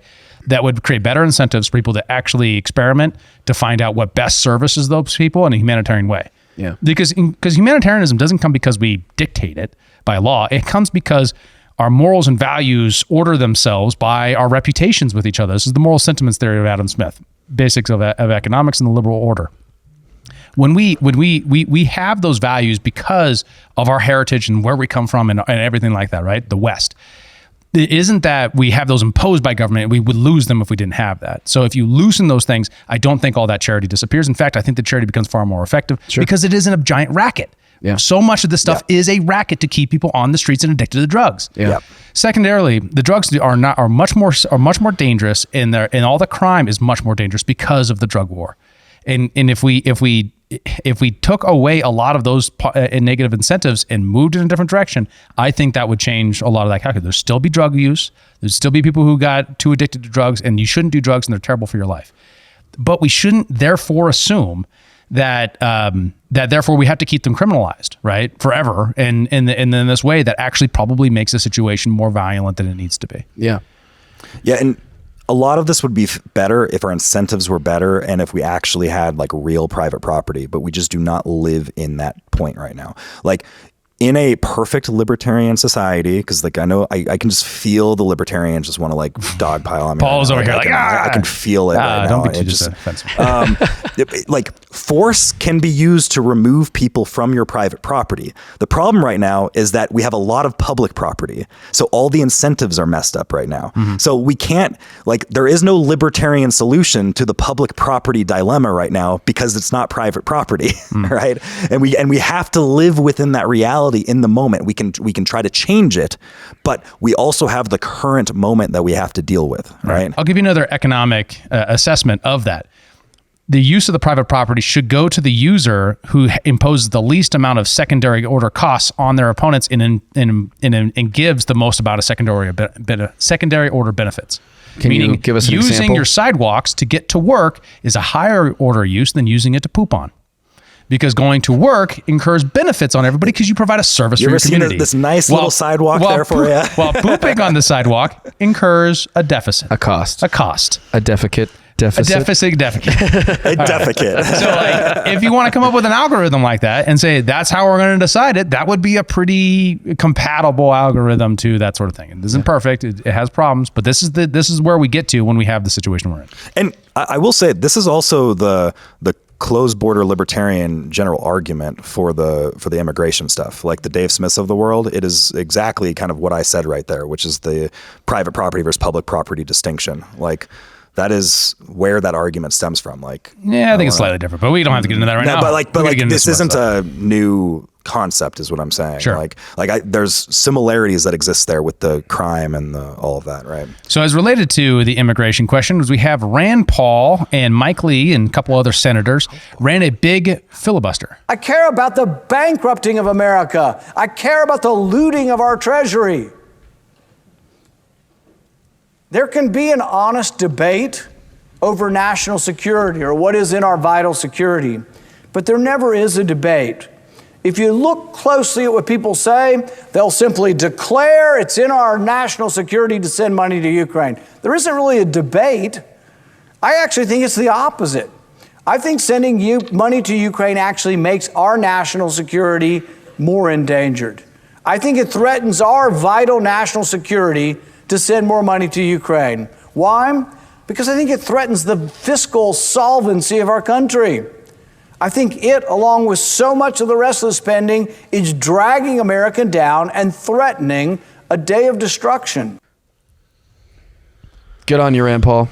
So he was amongst a group of Republicans who were standing against this immigration bill, which it's a very loose term to call it an immigration bill, because really what it was is some border policy stuff wrapped in with a bunch of money going to Ukraine and Israel and Taiwan, correct? I wouldn't even call it an immigration bill. What I've mostly seen it described as foreign aid package, and they're just including this as if our relationship with Mexico and South America and the rest of the world the border was part of that. Oh. So the way it broke down was $60 billion for Ukraine, $14 billion for Israel, $8 billion for Taiwan, and under $10 billion for wider humanitarian assistance overall. What business do we have giving money to anyone at this point? No, it's like Putin said, you're $33 trillion in debt and you're doing this to yourself. Yeah. Right? It stings coming from him, It's like, damn it. He wasn't right. It's unfortunate. And I listened to the Twitter spaces Mike Lee had with Vivek Ramaswamy and Elon Musk and David Sachs, and there were some other congressmen that joined and stuff too. And good on Elon for broadcasting this so heavily, right? Like he gets on a Twitter spaces with tons of people to be able to listen to it, and is very vocal about this on his platform. Good on him. But it's one of those things where it went through the Senate, there was no hope of it actually making being stopped in the Senate, right? But they made the noise that they could. That's the important thing about the filibusters, raising awareness of the issue. Additionally, it was brought to light. JD Vance, for example, brought it to light that it was that the spending on Ukraine specifically was annualized out, so that if Trump became president again, he wouldn't be able to stop Ukraine funding without breaking the law. So it would be up to Congress to repeal this. Yeah. Effectively, he would have no power over that. Right. Which is an impeachment trap. Right. For the next president coming in. Sure. You're basically locked into 2 years of this. Right. And what was important here was that it was brought up and got major views. Like what we're looking at here, this was that's 500,000 views on a video for Rand Paul talking about how this actually makes us less safe. And that's an important point to make, that this is not a sensible foreign policy, all that kind of stuff. So that rose to the top this week. I would feel like we'll have to go through this quickly because we spent so much time on the other thing. Then we'll skip Mike Lee and just go that this bill went to the House. Speaker Johnson, the guy that we talked about all last year, who came up because the old speaker, who was a big Ukraine hawk, McCarthy got kicked out. Now, Speaker Johnson's he's not hard on Ukraine, right? He's not he's not Massey, right? Mm-hmm. But he at least isn't completely sold out for the neocons the way that McCarthy was. And he's more fiscally responsible. Yes, and he's talking about there got to be offset. This is died on arrival. There's not nearly enough budget stuff for the border. The immigration stuff that was in it was weak and doesn't really do much to actually help and actually change the laws around immigration or force the president into a situation where he has to implement the law as it exists. And lastly, it's just too much money that we can't afford. That said, I doubt it's going to be completely DOA once it gets to the House. My prediction is that that'll be rewritten and then pass the House in some other form and then go to conference committee where they can then try to make up a new compromise version between the two. Before we pivot to the next thing from this, related to this, the House just recently voted to impeach Secretary Mayorkas. Yeah, it's actually, I didn't track how the vote ended up on that. How did that wind up? It was close. I think it was within one vote. if I recall correctly. Yeah, it was within like one vote. 214 to 213. And there were a handful of Republicans, I want to say Wisconsin, Colorado, and one other that ended up switching sides. 214 to 213. Okay, so what bearing, what significance does that have in relation to, you know, the whole border conversation, the immigration issue? Well, basically, the argument from the Republicans is that Mayorkas has abandoned the post, right? Like he's not enforcing the law. Yeah, that the laws as they are, they're not enforcing. And, you know, it's a solid argument. I mean, look, 1.4 million individuals were encountered at the border this year. There's a problem on a much larger scale that we've ever seen in our history right here. So there's something going on, and there's no real response from the Biden administration to do anything about it. In fact, they're actively fighting Texas's efforts to secure the border. Also strange how Mayorkas was on the board of the group funding the migrant camps. Very interesting. That's interesting. Quite true. Might be a coincidence. Maybe a coincidence. I'm sure that's the case. Yeah. Just the same way that this bill that we just talked about, as it stands, is dead on arrival in the House. Is the impeachment proceeding dead on arrival when it hits the Senate? Yeah, the Democrats aren't going to impeach. It's not going anywhere. Yeah, but it's an important part of the dialogue to play and make sure that the public remembers that the House Republicans, they can't control everything, but they are doing this and they are pushing this, and it advances the dialogue, saying there's something broken, and if you actually enforce the law here, and like, okay, so the first day that Biden came into office, he suspended tons and tons of executive orders. They didn't need to do that. They can change those executive orders right now, and you would get a different result. It wouldn't fix the problem altogether. We'd need more systematic immigration reform, but it'd be a heck of a lot better than the current situation. Like, for example, the Remain in Mexico situation changes the incentives for Mexico, right? To not allow them through their southern border, right? Right. So, you know, that's something that Biden can implement, but he can't do that because of the political incentives to doing what Trump did. Right. Right. Much less he can get sued. And you say Biden, I mean, you really mean Biden's administration. Biden's not really saying or doing much. Well, he's back now, baby. Dark Brandon is back. Remember, want to do the member berries? We have to do the member berries of Dark Biden. I remember. Just want to say this has 220 million views. This tweet crushed it. So is this an old like Bitcoin laser eyes reference? That's why I think Bitcoin hit $52,000 today. Yep. It's up 20% this week. It's because Biden is laser focused until 100K, I think. Laser branded. Yeah, laser branded. Yeah, so you guys remember when he did the speech and he had like the big red lighting and he's like, oh, and he's doing all that kind of stuff, and then they backed off because it blew up in their face. I think this was posted after the Super Bowl, I think this was some clever intern was like, you know, a lot of people are saying that we rigged the Super Bowl, so here it is. Let's go into it. Pretty funny stuff. They leaned in, but I think it certainly did not communicate what they thought. Well, I mean, it's a joke. Of course. It's not a very It's pretty funny. It's pretty funny. But then you have this joke of a terrible explanation of shrinkflation. Well, and this was a Super Bowl message, and it's one of these things. So like, there's so many things, and we're not going to be able to go through all of them. We didn't even put all of them in the notes. There's so many things that happened with Biden this week that is just like, it feels to me that they're trying to make him look bad. It just seems that way. Yeah, right? I've seen that narrative, you know, put out there a little bit, and I don't disagree. I mean, it seemed like that press conference he gave where he kind of lost his temper at a journalist happened, and then obviously he misremembered meeting and talking to all these people, some of whom haven't been in office or have been dead for decades. And he said that Mexico has to open up their borders to the Palestinians. Right. It's like if there's a gaffe tracker for Biden, it's like just plodding along, and now it's like starting to hockey stick. Right. Because they have to put him out for all kinds of reasons that we'll get into. Yeah. Right. Yeah, so he has this quick Super Bowl message for us talking about the economy, which also something to note, they've abandoned Bidenomics as a term. Yeah. They've also done that because apparently it just wasn't going well. Yeah, so, who would have thought? Once again, I think the black and red background's just not working for them. They love that. I mean, this is supposed to be like he's in a theater, right? Yeah, right. So, yeah. But here's good old Sleepy Joe explaining economics to us. The Super Bowl Sunday. If you're anything like me, you like to be surrounded by a snack or two while watching the big game.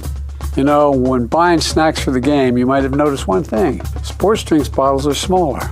A bag of chips has fewer chips, but they're still charging it just as much. And as an ice cream lover, what makes me the most angry is that ice cream cartons have actually shrunk in size, but not in price. I've had enough of what they call shrinkflation. It's a ripoff. Some companies are trying to pull a fast one by shrinking the products little by little and hoping you won't notice. Give me a break. The American public is tired of being played for suckers. I'm calling on companies to put a stop to this. Let's make sure businesses do the right thing now. Come on, man. You got to give me a break on there. Give me a break. All right. We can't get into this very deep. Go off, Queen. But shrinkflation is a phenomenon of inflation. Inflation exists because the monetary supply has increased. Could you bring up the M2 money supply real quick? Just real quick. It only takes a second to Google it. Okay, so as the quantity of money increases, such as when you print trillions of dollars in response to COVID and all these COVID bailouts that we did over and over and over again, we did like 7 of them, right? That introduces new money to the system, and that creates an increase in prices. Now, as you're as a company, you have a choice. You can either increase your prices, which your customers don't like, and you are sensitive to what your customers don't like. So what do? Hopefully you don't increase your prices. You try not to increase your prices, and one of the ways that you try not to do that is you reduce the quantity of the items that you sell and try to keep the price the same. Well, and this is the crazy thing. Prices have gone up and everything's shrinking. Yes. Right? Like it's the calculation you're trying to negotiate. Now, this is the M2 money supply. And if you notice that thing where it goes whoop right up, that's COVID. And when that happened, we are paying for that increase now, and the dramatic increase even after that. So like you can't underestimate what this means for the average American to say like that the government is blaming private corporations for responding to the increase in prices that are created by the government. Well, they're claiming that companies are just using inflation as this specter to sort of hide the fact that they're just gouging people now. But that's the thing is like, this is the thing that ticks me off. And there was another thing that happened this week on inflation we won't talk about, but very briefly, it was just that what's his name? The new Daily Show host. He was the old Daily Show host. No, the new guy who came back. Jon Stewart came this thing. He's like, the corporate profits are up by 30-something% or something like that. Well, that's because you're measuring inflation. And corporate profits nominally, as it increases, it has to increase with all the other parts of inflation because that's how you pay your shareholders, because that's where the capital structure comes from. If you don't understand what a capital structure is, of course that looks bad, but the capital structure is also the thing that pays your retirement and makes sure that you actually can get a loan. So the economic ignorance is what frustrates me, because you can get that thing and you'll see, oh yeah, the corporations just all 8% more greedy this year than they were last year. Like they couldn't shrinkflation in 2014. Why didn't they then? Maybe because the incentives have changed. They created a different incentive structure where they increased the money supply. And once they do so, that's where you're going to get the shrinkflation problem. And it's so obvious to anyone who pays attention at all that there's no argument on the other side that I can see that is in good faith at this point, because you have to ignore the facts that the increase in money supply happened. They're really good at getting people to ignore facts, though. Yeah. That's their job. Anyway, like the fact that, so for example, Biden, he has this whole problem right now with the documents, right? And so the special counsel came out and they said, we're not going to pursue charges against Biden. And the reason why it was because the evidence was weak, was part of their thing, right? I don't know, that he did it on purpose. And the reason why the evidence was weak that he did it on purpose, and that's what, that's important. Like you have to prove that they knowingly did this, is because he has a poor memory and he's an elderly man who doesn't know where he's at, right? In the report, they say that he couldn't remember when Beau Biden died, his son. Yeah. And that he couldn't remember exactly when events took place when he was vice president versus when he was president. Yeah, he couldn't remember the period of time that he was the vice president. That's what I read. Yeah. So, and we mentioned all the other stuff. That also happened this week. You saw all kinds of cover for the president over this time period. And it's absolutely absurd what's going on with the president right now. Well, and now, right, he's supposed to have this physical, and they're saying that he's not going to undergo a cognitive assessment during this physical. First U.S. president to ever refuse it.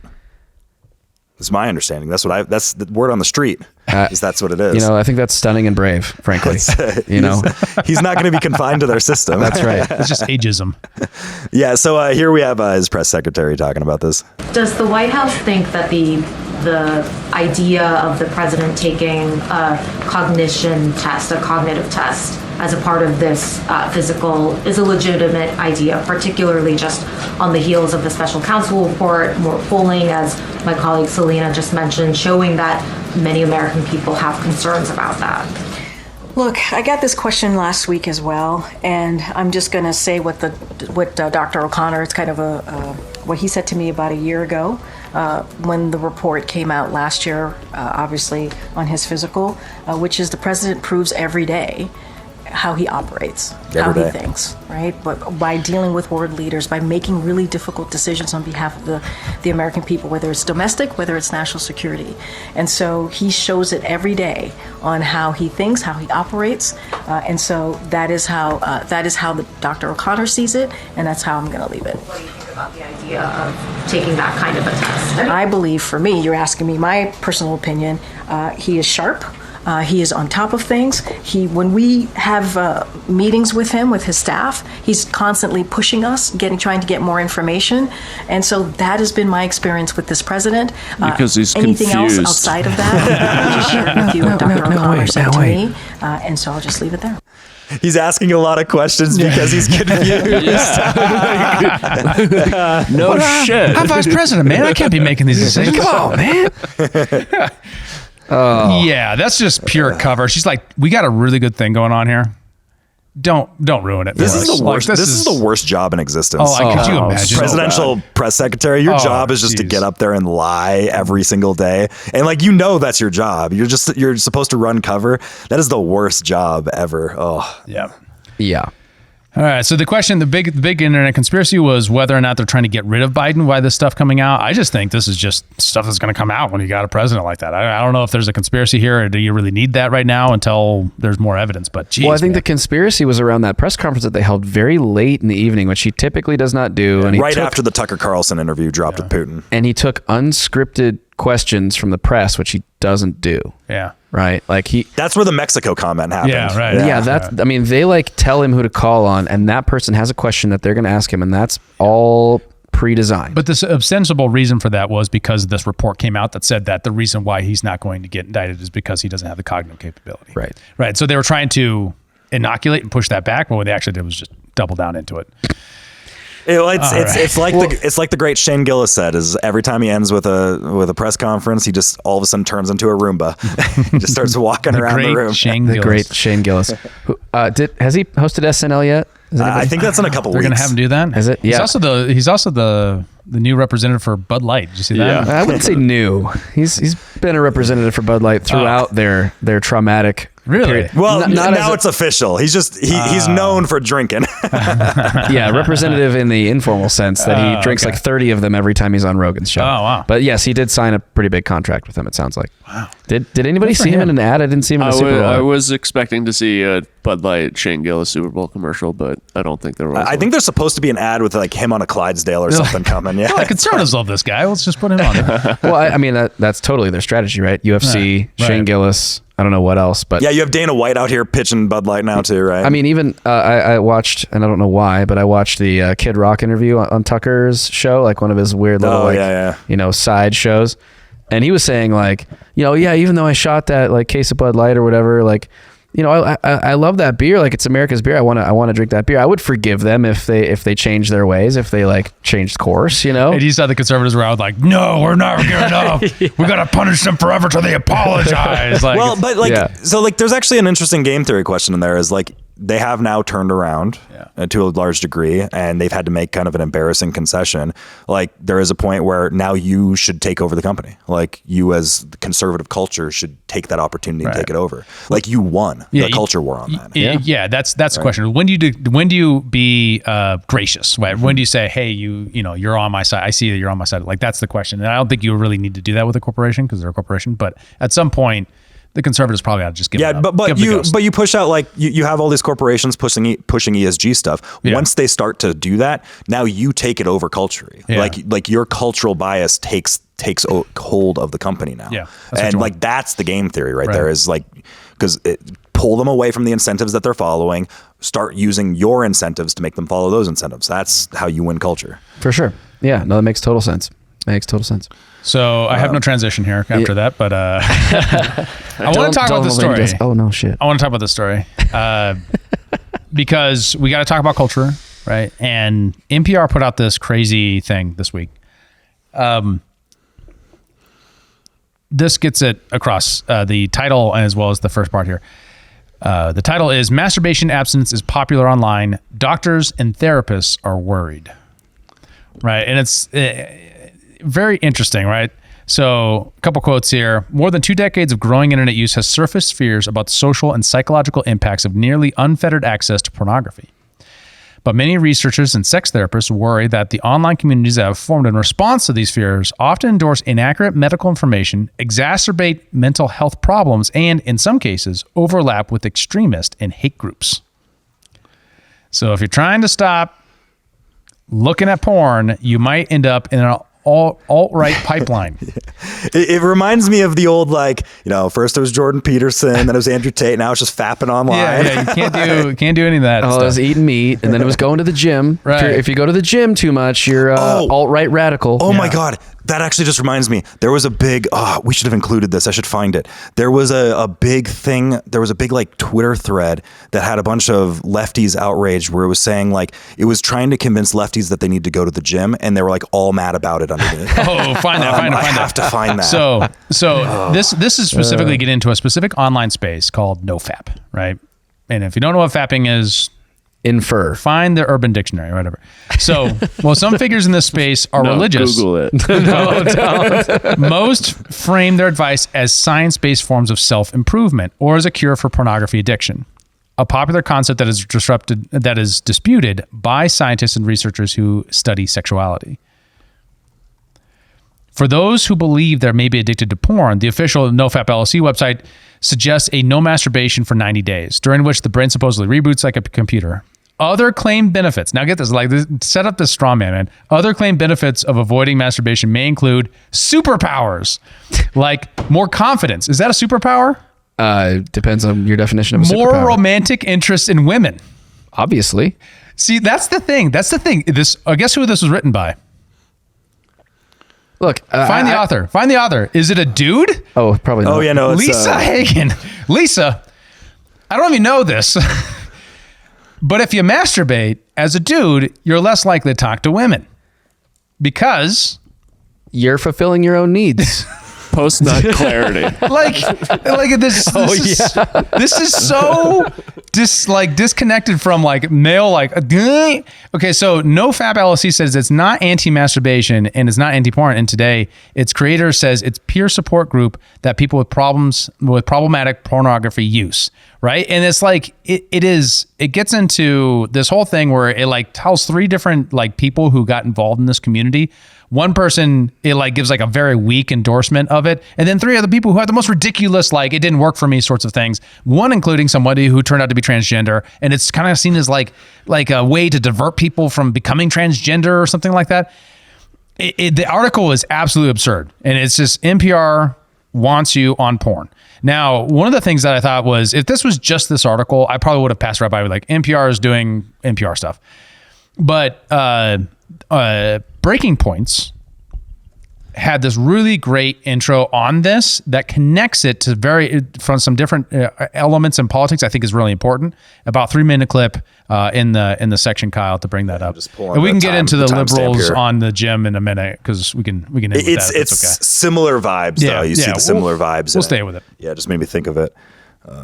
All right, Sagar, what are you looking at? Well, a crazy phenomenon that I've observed in the last few years is a concerted mainstream effort to target online male spaces for self-improvement. Much of it can be traced back to Gamergate and the fake moral panics about the so-called pickup movement, but in recent years, it's transformed into something else entirely. The latest iteration that you will all famously recall is the infamous MSNBC article about fitness is somehow fascist, but at a deeper level, the demonization has been in many forms for recent months and years. The targeting of any discussion about testosterone, about people doing their own research when it comes to medical procedures. My personal favorite latest, it recommends that people eat less protein because it goes against what the US government recommends on nutrition. The tilt to all of it is a fear of self-discovery, self-math. This just gave me a thought. I'm going to pause it there. Yeah, that's fine. Remember the what was it? The NATO dialogue about anti-science and them talking about how promoting meat-based diets is anti-climate change and stuff. It made me think of that. That's exactly right. Made me think of that. Another element of that. Let's continue. mastery, and self-improvement, mostly by men who are eschewing official recommendations by medicine and government. The latest and the most shocking attack on this front occurred a few days ago by NPR, which ran a hit piece on a community of men online who are dedicated to shunning pornography and spreading the concern about its widespread usage of young men. The way that you know it is a hit piece is that it relies on the testimony of so-called sexual experts, as if there is such a thing, and appears to basically endorse widespread porn usage by young men. They write, quote, many researchers and sex therapists worry that the online communities that have formed in response to fears often endorse inaccurate medical information, exacerbate mental health problems, and in some cases overlap with extremist and hate groups. Extremists and hate groups? My God. So, by the way, if you're wondering what those ties are, the NPR reporter relies on Reddit users making jokes in comments about the Illuminati and global elite, as well as an alleged anti-feminist bent to caution around pornography. But what actually shocked me about the piece is not that it ran, but what I found out from one of the organizers behind the movement and how this piece fits into a concerted and multi-billion-dollar effort in recent months by pornography companies to demonize men who are trying their best to stay away from them and institute guardrails for teenagers. Much of the machinery behind this story appears to have been orchestrated by the so-called Free Speech Coalition in the United States. These so-called sex expert and the urologists who are quoted in the story both either have ties to the porn industry or have been supporters in the past. In fact, when I spoke to a person involved in the so-called NoFap movement who worked with NPR on the story, they revealed to me that NPR did not reach out to many of the people that they recommended they reach out to who have been positively impacted from abstaining from pornography. No. They instead decided to highlight a few examples of their own, only one who spoke positively, and including two who said that they were no longer followers of the movement. By the way, as evidence for one of their former adherents who is now healthy, they pointed out to an individual who previously had ditched pornography, now consumes pornography regularly, and indulges in a cross-dressing fetish. According to them, that is supposedly healthy and cool, while ditching pornography is bad. Those that I spoke with at NoFap also notified me that NPR was provided with a list of 22 separate urologists that they could interview who would support their health claims. Their NPR instead interviewed their own, who, as I said, is a verified friend of the pornography industry. None of this is happening. It actually reminds me, remember James O'Keefe several months ago got somebody that like runs the Pornhub like algorithms or like works with them, like actively saying that they're trying to push transgender content on teenagers. Yeah. Remember that? That was like several months ago. James O'Keefe got somebody on that. I didn't see that, but it does not surprise me at all. Yeah, they're specifically organizing the algorithm to push that content. Now, whether or not that's the result of that or whatever, it should be an open question. It should be debate rather than saying, I'm NPR and I interviewed these two people who have ties to the porn industry about why porn is good for you. Were those ties disclosed in the piece? No, I didn't find it in there. That's what was so surprising about it. And then, okay, so imagine this. Imagine for a moment what we were talking about was the environment. And and it said, I'm NPR, and I interviewed these two climate scientists and said that the Earth is warming because of the sun, not because of carbon in the atmosphere. And then they said, and then someone else came out and said, NPR is interviewing these people, not these 20 other scientists that said something else, and this is a hit piece. Anyway, everyone would understand that. But when it comes to men's issues and this sort of thing, you can get this craziness. Yep. That is purely a signal for people who read NPR. Yep. Right. To like not change anything about their life. Right. Yep. It's obviously meant not to, because how many masculine men do you know who work out every day, are on their jobs and doing their thing, and they read NPR? None. You know anyone who reads NPR? I know a couple people. I know a lot of people that listen to NPR. I don't like and I'm sorry, I judge them. It is government propaganda, right? I don't know how I would know that. I don't often ask people like what their news sources are. Typically, I just, depending on their worldview, I have a general idea of where they might get their news, but I don't typically ask. There's a particular person that you're like, that's an NPR listener. Like you just know. Yes. You know, yes. But you're someone who's really interested in self-actualization and changing their life and improving themselves. If they listen to news at all, are they going to NPR? Probably is not fitting their attitude because they're probably going to be told that they're an all-around Nazi. Oh, for sure. Right? Well, they're not going to go to that news source. No, absolutely. And to your point too about just interviewing the people who are affiliated with very biased organizations. I mean, a lot of these studies, I mean, there was a recent Netflix documentary about twins and eating vegan or not, and whether that was better for you. And that was linked to a study that was also, conducted by someone who has ties to, vegan stuff, and there are organizations that are funding vegan research. Right. Someone, one of the people involved in a recent thing that we were talking about on the other podcast I just started with Griff, Better for Y'all, has a vegan cookbook, and they're advocating for, less meat and less protein and less this and that. It's like, come on, guys. Like, there are very clear correlations between people who have interest in things and pushing science that's just very suspect at best. Right. Well, I'm also reminded, you made the point of you have a woman doing the interviewing here talking about men's issues. I'm reminded of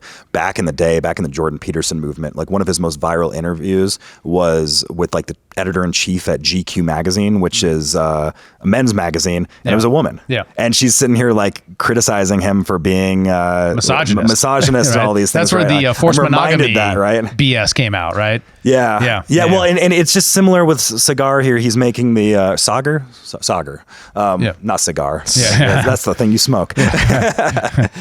Sagar, he's making the point of just like showcasing, like, you have all these kind of men's movements like Gamergate and all these things, and the NoFap and all these areas, is like you have men segmenting into these areas right now because they're not getting something in society. Like they're trying to find something to kind of cling on to because they're feeling nihilistic and meaningless and maybe this will help me. Maybe this will help me. And they're looking for gurus everywhere, right? When it's also a way to think about it, like it's a bottom up organization of people, right? Like people are finding each other and finding something and be like, hey, that fits with something with me, right?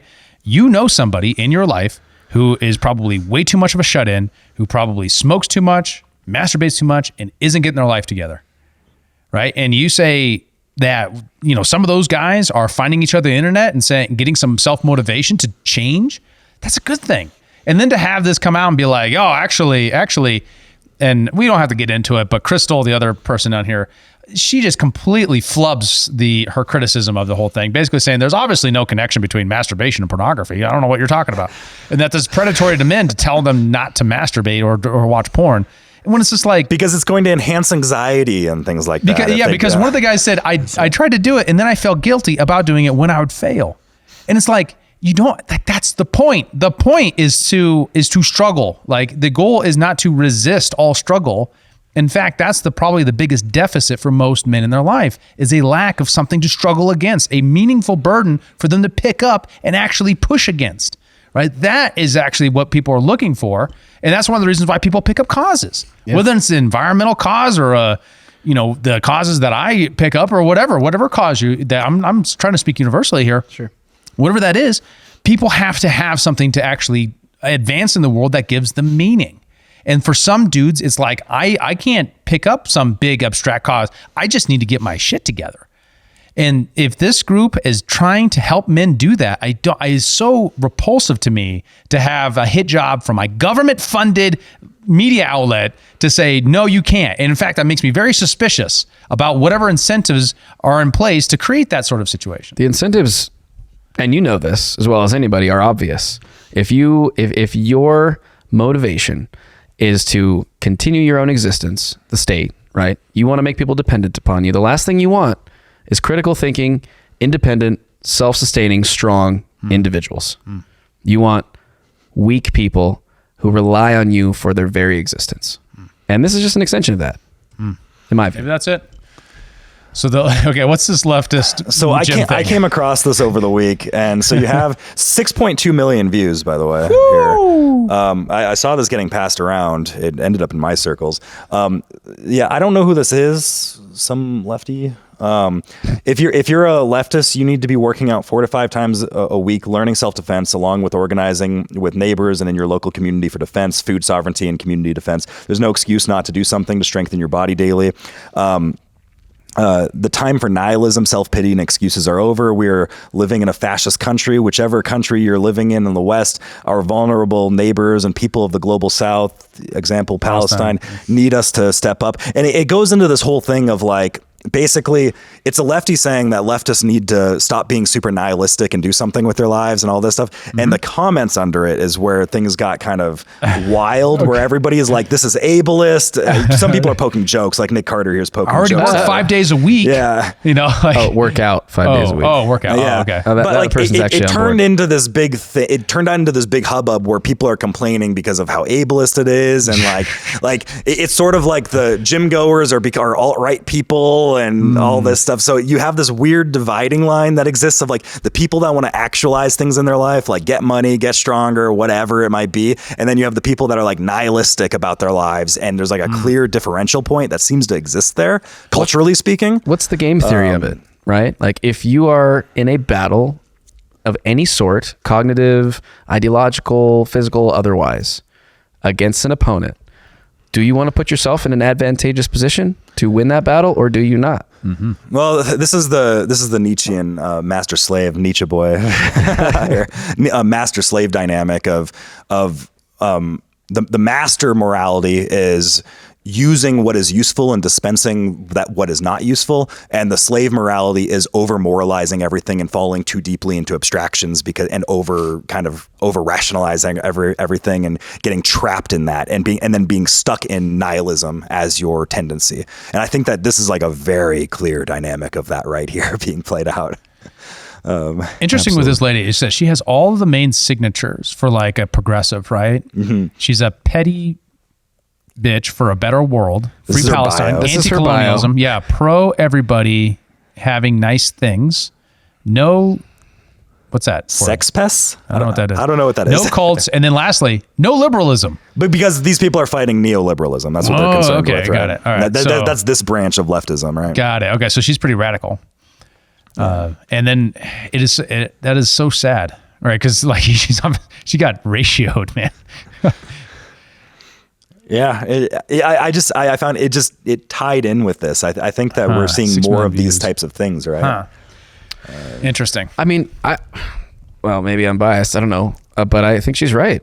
I think so too, dude. If you think that Nazis run the government, yeah, you better get your shit together. If you think you're being under the gun like that, I mean, oh my goodness, It's only a matter of time until a person like that, who may have like what seem like fairly opposite views from the alt-right archetype of someone who works out all the time, whatever, sure, realizes that actually, like, you have a lot more in common with the alt-right person than you think. Yeah. And that, yes, we're all going to be better off if more people like that are self-sufficient and prepared and not turning into crazed, afraid, defenseless, angry and unpredictable people in the event of some sort of black swan that necessitates everyone be a little bit more self-sufficient, right?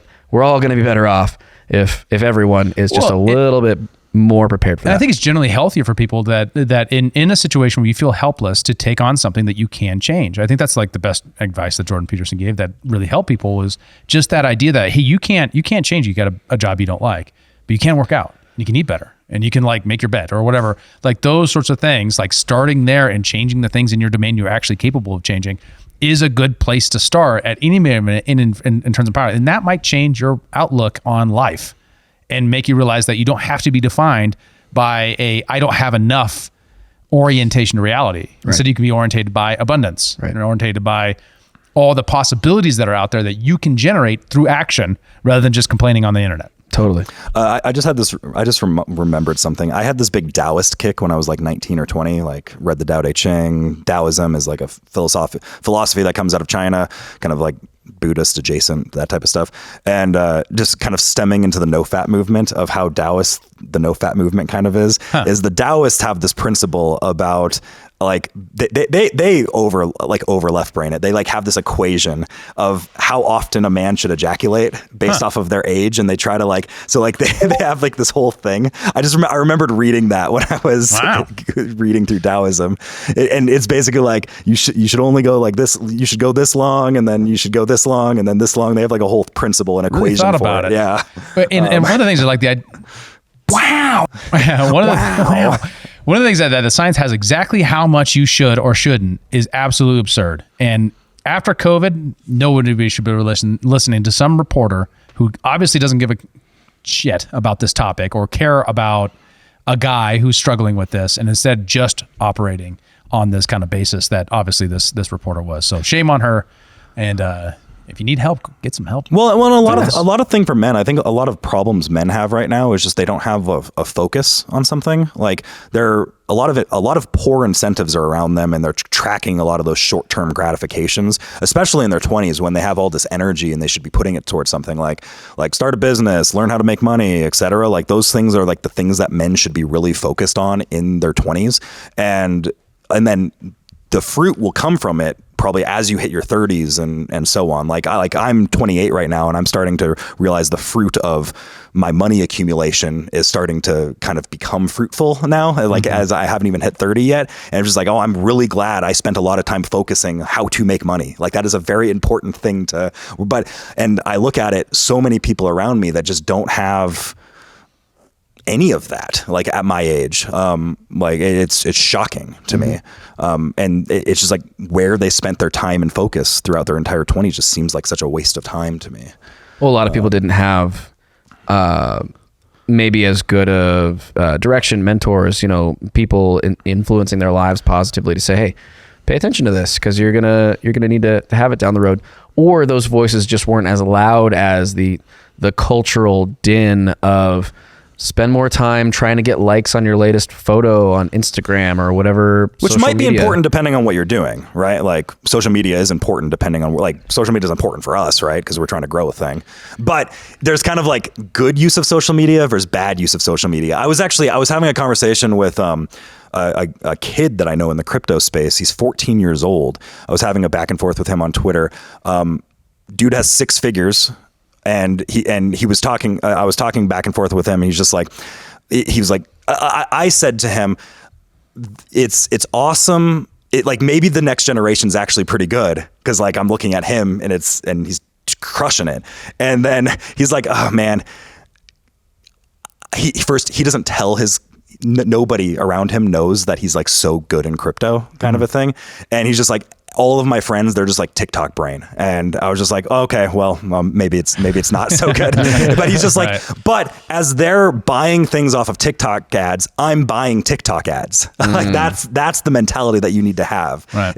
He's selling things with TikTok versus his friends all around him that are buying the new shoe that is on TikTok, right? Right. It's the same thing with like leverage with debt, right? Like there's a good way and a bad way to use debt. The bad way is to use debt to buy a thing that doesn't make you any money. The good way is to use debt to buy a thing that cash flows, creates more wealth. Well, and you might find yourself, if you're investing and if you're taking risks and doing things, you might find yourself stressed out and maybe anxious. And that's the last thing you want you're Crystal, or if you're this author here who says, one of the big problems here is if you resist this urge to waste your time watching pornography, you could have spent your time being happy rather than being stressed out and anxious. We overemphasize, especially for men, we overemphasize anxiety and depression. Like they shouldn't be things that are factored into your life. You should fight past them. Like I'm going to go full Andrew Tate on that. Like stop it. Stop worrying about your depression. Tell me about it. Stop worrying about your anxiety levels.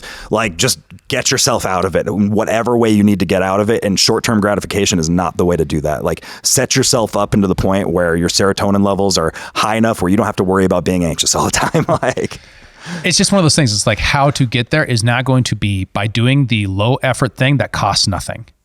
Yes. That stimulates your dopamine receptors. It's going to be the way out is going to be probably something that's even worse, right? In order to get to heaven, you got to go through hell. Right. So I'll tell you a little personal story here, because what I don't want to do is get the reception that it's just like a screw you and pick yourself up by your bootstraps sort of story altogether. That there's more identification that I have with somebody like that. There was a time in my life where I woke up every morning with a sense of just doom, just a sense of just terrible feeling. When I heard Jordan Peterson actually articulate something similar to this at one point, I was like, oh man, I know that. And it was after my daughter was born, and I was out of shape, and I was working all the time. And I was working mostly to avoid confronting the pain that I went through when my daughter was born, because we spent about 4 months at Seattle Children's Hospital living there with a lot of like watching small children suffer at the hospital. And I got out of that place by seeing a picture of myself in which I was like, I got fat, and realizing that, and then doing something about it, hitting the gym, changing my diet, and having a lot, and I mean an order of magnitude than you would ever anticipate of discussions with my wife to try to work out our problems over many years to get there. And it was because you have a confrontation with suffering and terribleness. You got to do something. It has to change you, or it's going to crush you. And it's what it was doing. It was crushing me, but I was just ignoring it and just continuing on as if nothing had happened.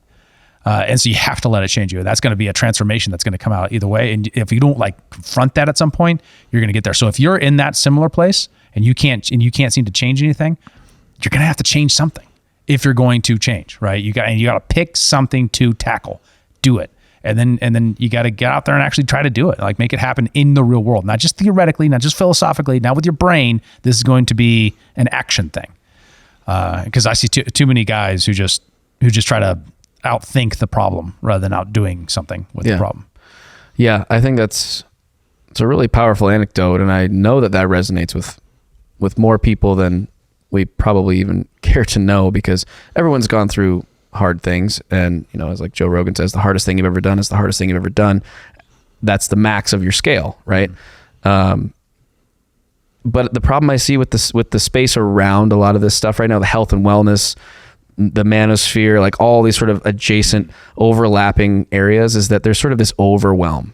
Like the Andrew Huberman memes are pretty fierce around this, where it's like, I wake up at 4 a.m. and I do this and that, and I have 3 days in the span of one day, and like the grind, the hustle culture and all this stuff. It's like, just fuck all that, man. Just like put all that to the side. Like literally, if all you've done in the last day is sit on your couch and play video games, or whatever your thing is that gets you that cheap dopamine hit, put your shoes on and go for a walk around your condo, right? Just do that one thing. Or like drive to the gym and like, you've heard that thing, like just go to the gym, walk in the front door and walk out. Whatever it is to just like get into a different loop, just create a different habit, something. It doesn't have to be significant. Just like the tiniest little change can lead to the next tiniest little change. Focus on the one thing. Yeah, have habits that make you better at the things that you're trying to accomplish, right? Like maybe it's some sort of knowledge accumulation, like listening to audiobooks or something that's going to help you get better at the thing that you're trying to do. Yeah. Maybe it's trying to get stronger, figure out some sort of regimen, dieting, whatever. Like there's a lot of different things that you can work towards. But maybe use those things that give you dopamine kicks, use those as a reward system or something like that, right? Yeah. Right. Use it to your advantage. Yeah. Sure. So I want to cap it out with guy motivation versus girl motivation, because it perfectly articulates the reason why this is so messed up. Is because you have this woman writing this article about NoFap, who obviously understands nothing about the problems of men, giving a girl motivations type message to men as if it's going to help. And worth saying, the great Ryan Long. Yeah, Ryan Long is a sketch from We need him. to get this guy on the show. We don't have to do the whole thing too. We just do a little bit of it. Yeah. Welcome to the Crush Life channel. Welcome to You Are Enough. Why the are you not a jacked CEO, billionaire, professional athlete right now? Think about it. Why the not? Why are you not on the moon? You are perfect. And if they can't see that, that's their problem. 4 a.m.? I've been at the gym twice. I'm yoked. You need to take time for yourself. Read a nice book. Take a bath. Ice bath. Speed read 12 books. Take what's yours. There is absolutely nothing wrong with looking like a pear. Pears are delicious. Cellulite is Braille for people who need to see who you really are. When you're overweight at my house, I grab you and shake you. I say, stop being chubby. My sister's there crying. Says, stop shaking my baby. That's why I've cut them both off. I don't associate with losers. Some days you sleep till 1 and you can't get out of bed, and that's called being human. I chopped at my bed with an axe to send a message to the universe that my dreams happen in real life, bitch. You fucking poor bitch. You fat poor bitch. Once you've spent the 37 years to heal, only then are you ready for adventure. I don't take days off. I've got my assistant attending my mother's funeral as we speak. She's got a merch table set up, selling Remember Janice mugs. You see loss, I see an opportunity. My second cousin's esthetician got an offender bender, and I had to put my life on hold for 4 months to be there for her. Engagement, interface, impressions, digital marketing, all words that you should be using daily. Love, compassion, understanding, self-care, astrological signs. No excuses. Mental health days should be legally mandated. Mental health days? How about I'm mental about health and not gay? If it takes 9 years for you to grieve, your boss needs to accept that that's okay. You know what happens when you're sick and weak in the animal kingdom? They leave you to die. Is a line my bitch stepmother asked me to stop saying at my dad's bone cancer ward. Every person that's trying to hold you back. Yep, Dude, that's it, right? And it goes on for another 5 minutes. It's so great. Incredible. Wow. Well, on that note, guys, it's been a very good episode. Thanks so much, David Rand, the ever inspirational bald eagle of liberty. couldn't do without you. Kyle Mack, Pudgy Penguin, Connoisseur. More to come on that stuff too. The Penguins are maturing, as you alluded to. Things are maturing. We just crossed. We crossed some milestones in the last week. It's pretty good. We'll have some more on that. Bennett on the ones and twos. Thank you, sir. I'm Joe Sheehan. We appreciate you watching Human Reaction. We'll see you in the next episode. Thanks for tuning in to Human Reaction. Help us fight internet censorship by liking, commenting, subscribing, following, and sharing the show with your friends. To find us around the internet, visit linktree.com/humanreactionpod. And remember, using your sidewalks to get to work is a higher order use than using it to poop on. Because going to work incurs benefits on everybody because you provide a service for your community. This nice little sidewalk there for you. While pooping on the sidewalk incurs a deficit. A cost. A cost. A deficit. A deficit.